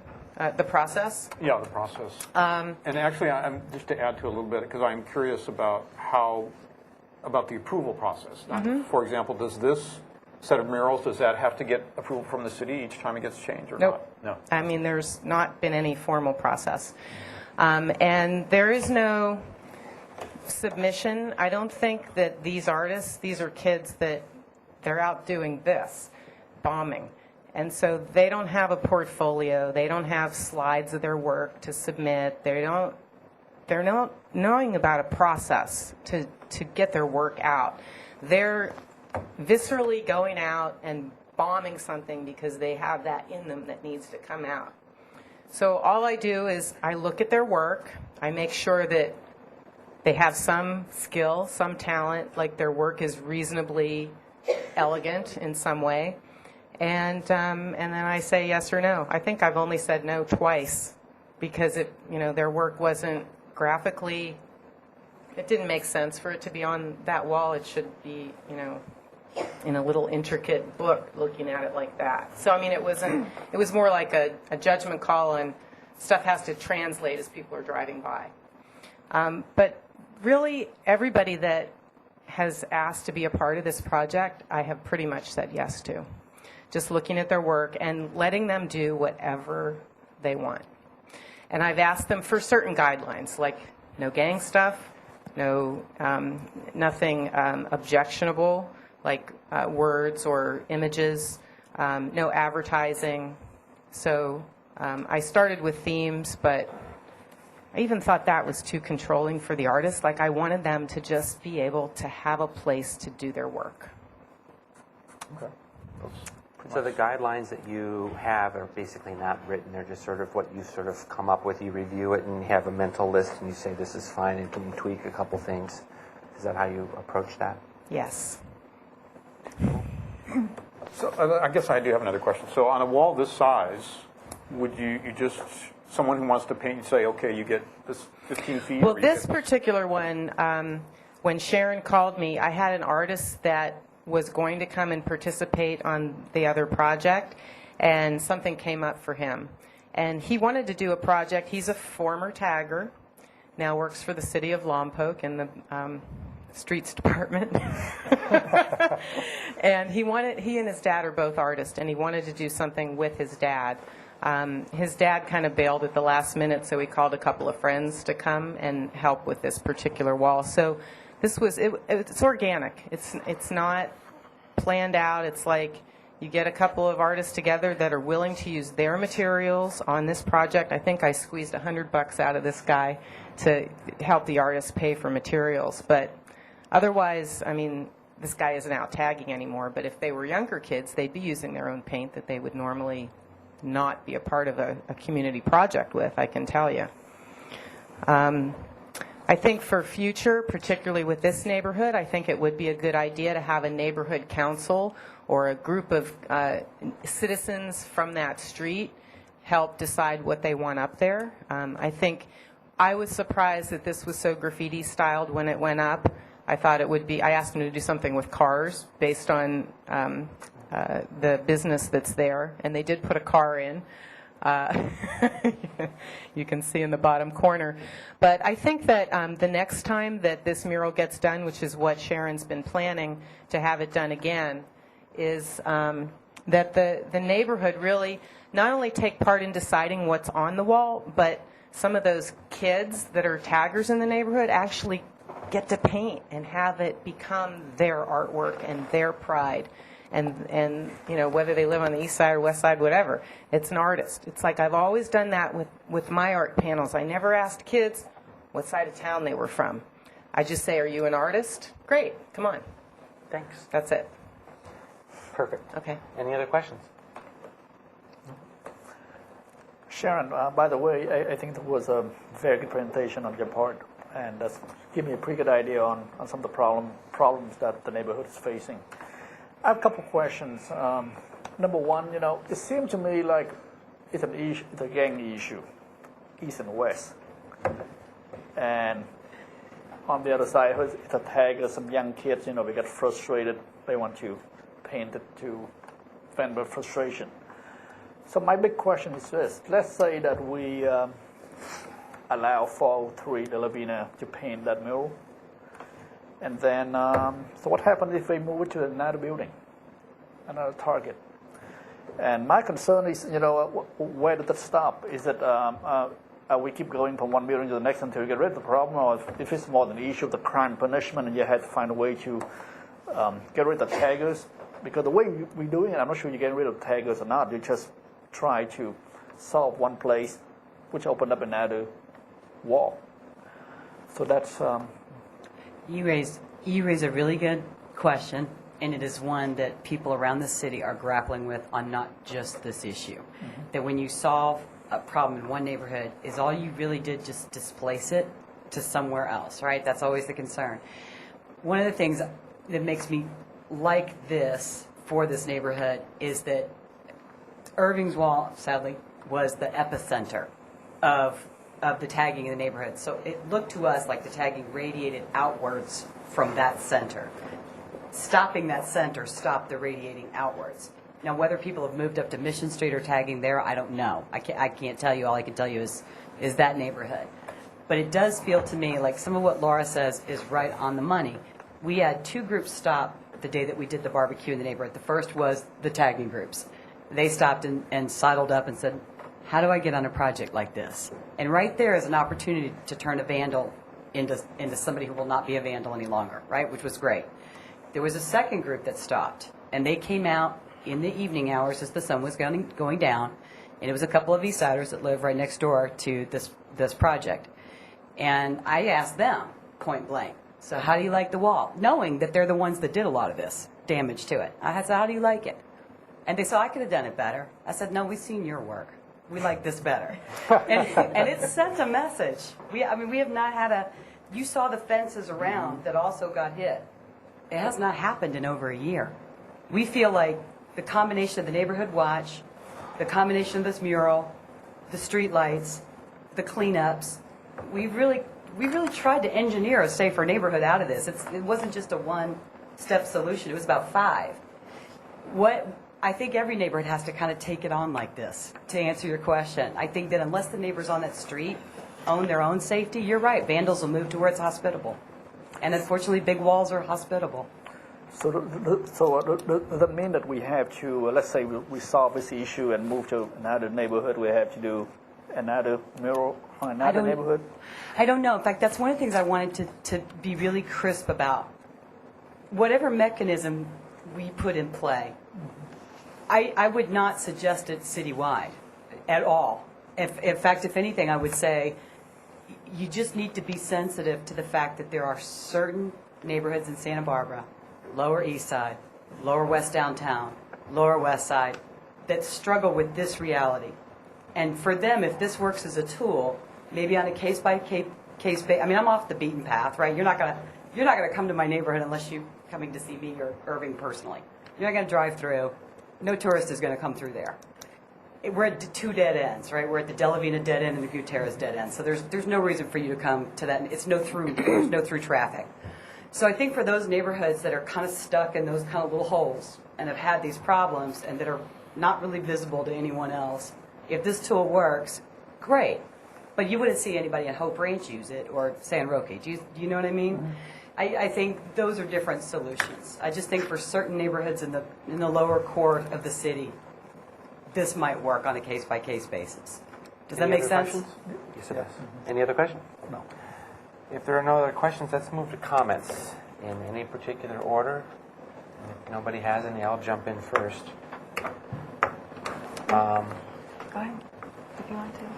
Yeah, I'll go. Well, I'll start with a little bit of the Debbie Downer thing. I mean, I actually think this particular project, looking at the planter beds, looking at its potential, we know that... Is your phone on? I mean, yes. My phone's on. We know that landscaping and mitigates graffiti. We use it on the freeway walls, and once the greenscape is up, we don't have an issue anymore. They can't put graffiti on growing vines. Doesn't last very long. And Time out. Yeah.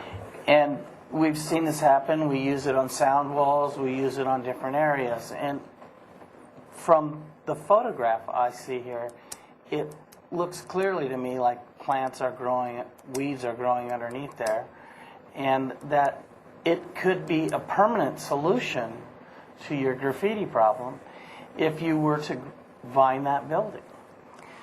But on the other side of this, I see great value in it being a canvas for the kids and deferring them to use their creativity. I see great value in that.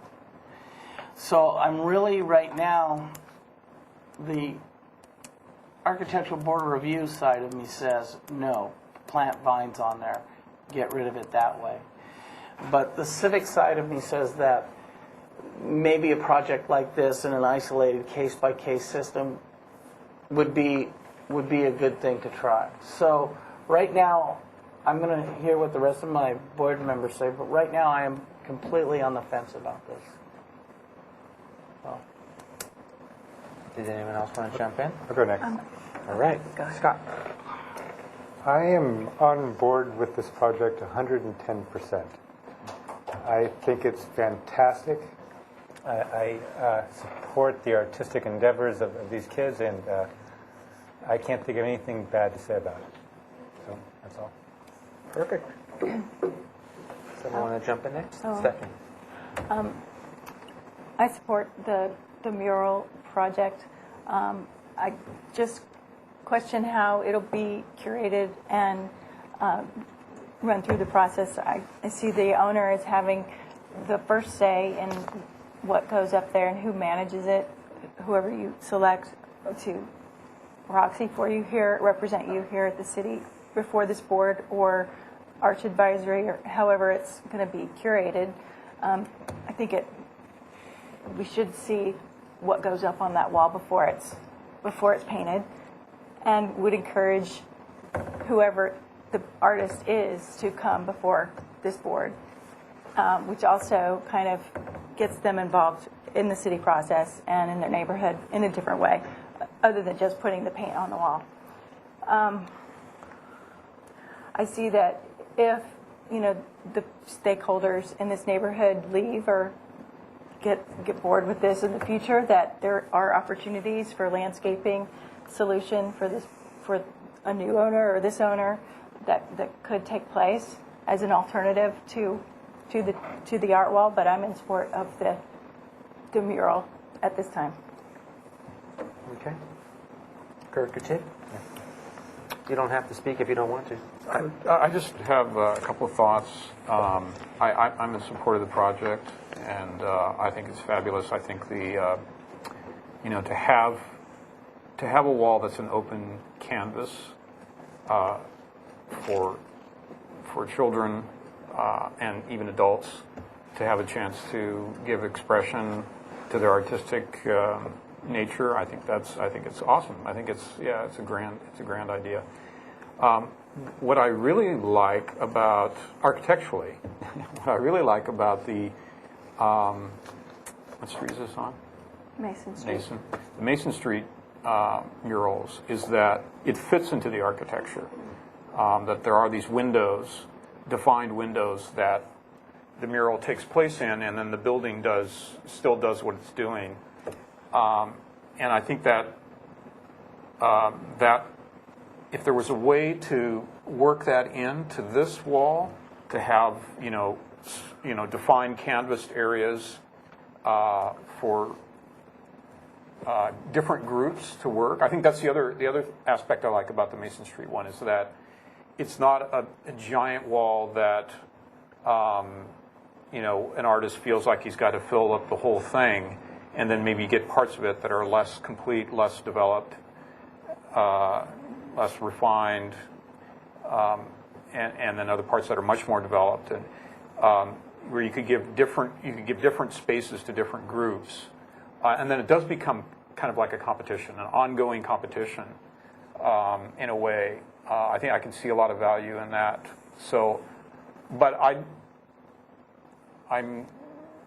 don't think I would necessarily impose that. It's just as a thought, because I think also the idea of the entire thing. Well, let me add one other point: is that if you look where the tagging occurs, it's below a certain level, because obviously they're doing it in a hurry. They don't want to get caught.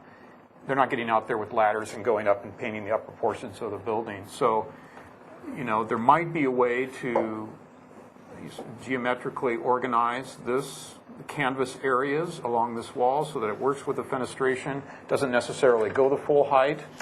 I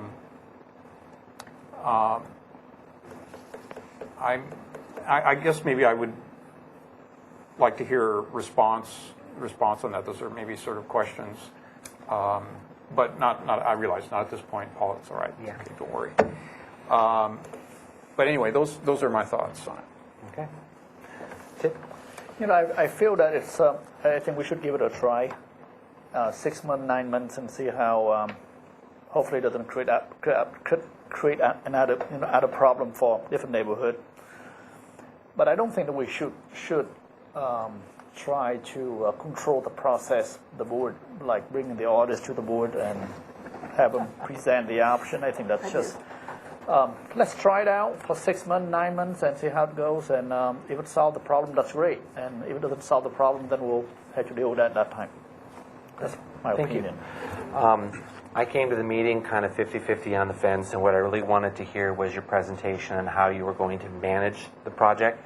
Just for the record, I'm the person who reported this as a ABR violation because someone in the neighborhood called me and said, drive by and take a look and tell me what you think. And of course, it's very gang-like writing, and it's just the look of it. And so at the time, back whenever it was in September, the history of how this appeared overnight wasn't known to 80% of the community, or 95, 97% of the community.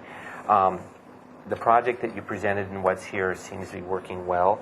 And the only thing that I would like to say that if we as a board give permission to this is that we give it on a trial basis. And I was thinking in my head 3 years, which is 4 more murals, because if you go every 9 months, you get a trial to see what it's like. And then at that time, if you get tired of it and it becomes passé, we would encourage you to plant vines, or maybe even now encourage planting a little bit of stuff at the bottom just so that the ground has some life. It just takes water and a little bit of nutrition. There is enough soil in there if it was good soil, but if it's just all rock and concrete, of course not. But something that we suggested at the Vaughn Shopping Center at La Cumbre Plaza Mall, they were doing a facelift and they were only touching their face of the building, but we encouraged them to plant vines along the drive aisle where there was no landscaping. And we said, there's not a graffiti problem here, but 5 years from now there could be, and it's going to take 5 years for those vines to grow. Those vines have been there about 3 years, and you can start seeing it happen.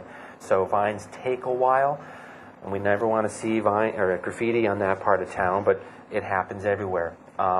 So don't discount the ability of landscaping. It might come back.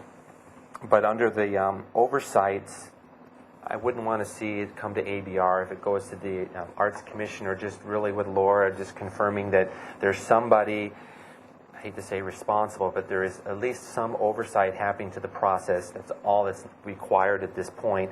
But I'd like to personally say that there be no lettering, because I don't know what euphemisms are being used here or what acronyms are being used, and I just don't understand it all, and I look at it going, well, I don't know what it means. And you're reading this gang language, and you can say, you see what that says? It says little, little, little bit. And I'm going, yeah, but that's not what I read. So we just need to avoid that kind of, if there's going to be some restrictions or guidelines, and we don't want profanity, we don't want nudity, and all these other things. One of them is like, no lettering, or no lettering above a certain height so that they can't be putting messages. So my comments are, I'd encourage some landscaping at some point, guideline of oversight, and a time frame of 4 murals, 3 years, and then come back and we can revisit this. And then I'd like to see it put together in some formal way so that staff has something on record, so this just wasn't just an arbitrary decision. But those are my thoughts. I'll first that. All right, so there's 3 items on that motion. Someone want to second it? Second by Stephanie. Comments? Discussion? I'd like to amend the motion.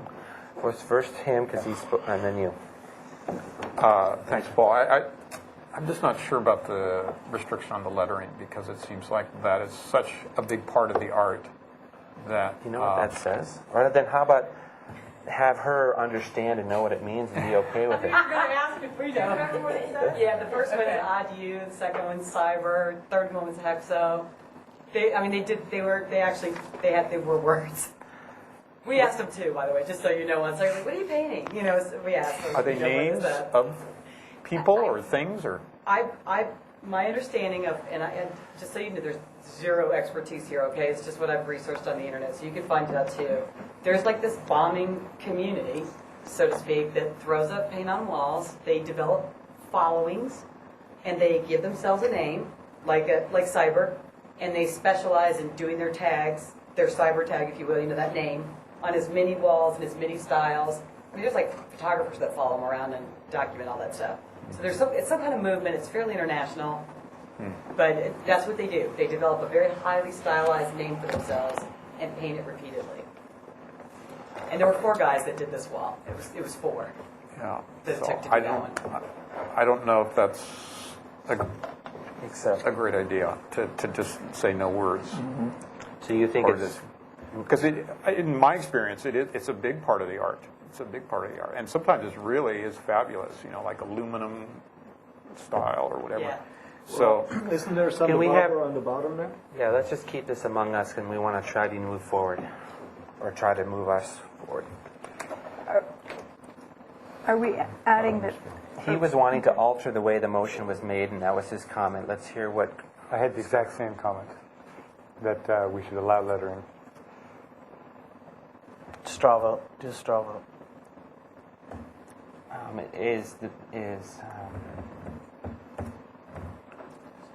I guess the question for the straw vote is it enough to kill the whole motion if it's one way or the other? My question is about curating it. Who's curating it? Curating, what do you mean by that? Who's curating? Who's saying yes or no. The goal is to have something put together in some written format that the staff will have in some file folder, and then it will list somebody of responsibility.